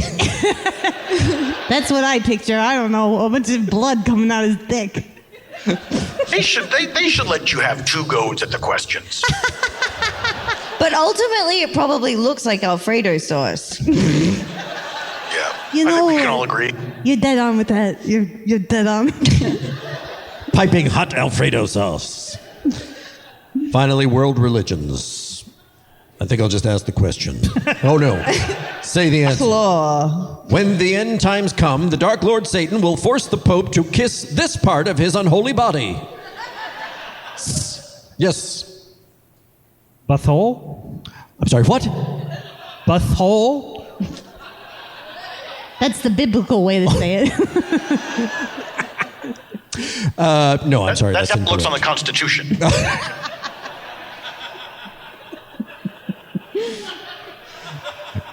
That's incorrect. I'm gonna go with toe. Yes, toe. I'm gonna go with the belly button. Incorrect. I'm sorry, no. Anyone else? Fred. Yes, Fred. His luscious lips. Whoa. I'm sorry, no, that's incorrect. Claw. Claw, yes, claw. His claw.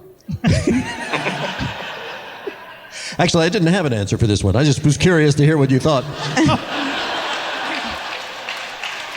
They're all good. They're all good.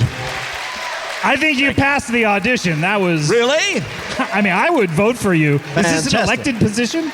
Yes, I need you all to vote for me as host of Jeopardy. You seemed so annoyed at us, which was good, I think, for a host. Yes, absolutely. Yeah, you didn't come off too snobby. Right? You didn't come off like you didn't know the answers, but you kind of know the answers. Right? Yeah. And you came off really stupid, which I think is good. Thank you very much. It's really good. I also had the idea that you would sexually harass the female members of the staff. I'm protecting the only one here. I wouldn't let him. That's right, Tony. Well, if that came through in my performance, then thank you very much. Chip Gardner, everyone. Well, thank you, folks. Thank you. Amazing. Get out there and vote in November for Chip Gardner to be host of Jeopardy. Yes, thank you.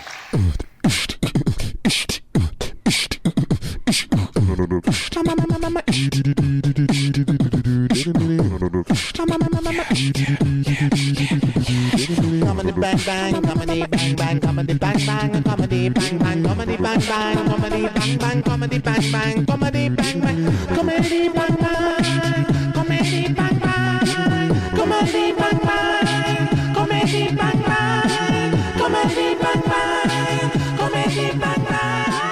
Wonderful, wonderful. Well, listen, I sure would like to serve this city, Tinseltown, Cinema City, and Hollywood as its honorary mayor, so please do put the word into the Chamber of Commerce and let them know that that's what I want. And also, my friends, my beautiful 30-headed Satan monster will soon be rising up over the Hollywood Hills to claim the earth for Lord Satan. That's right, 30 heads. There are 2 heads in this room right now. Gentlemen, join me. Join me. Rise, the Lord may ride and ride.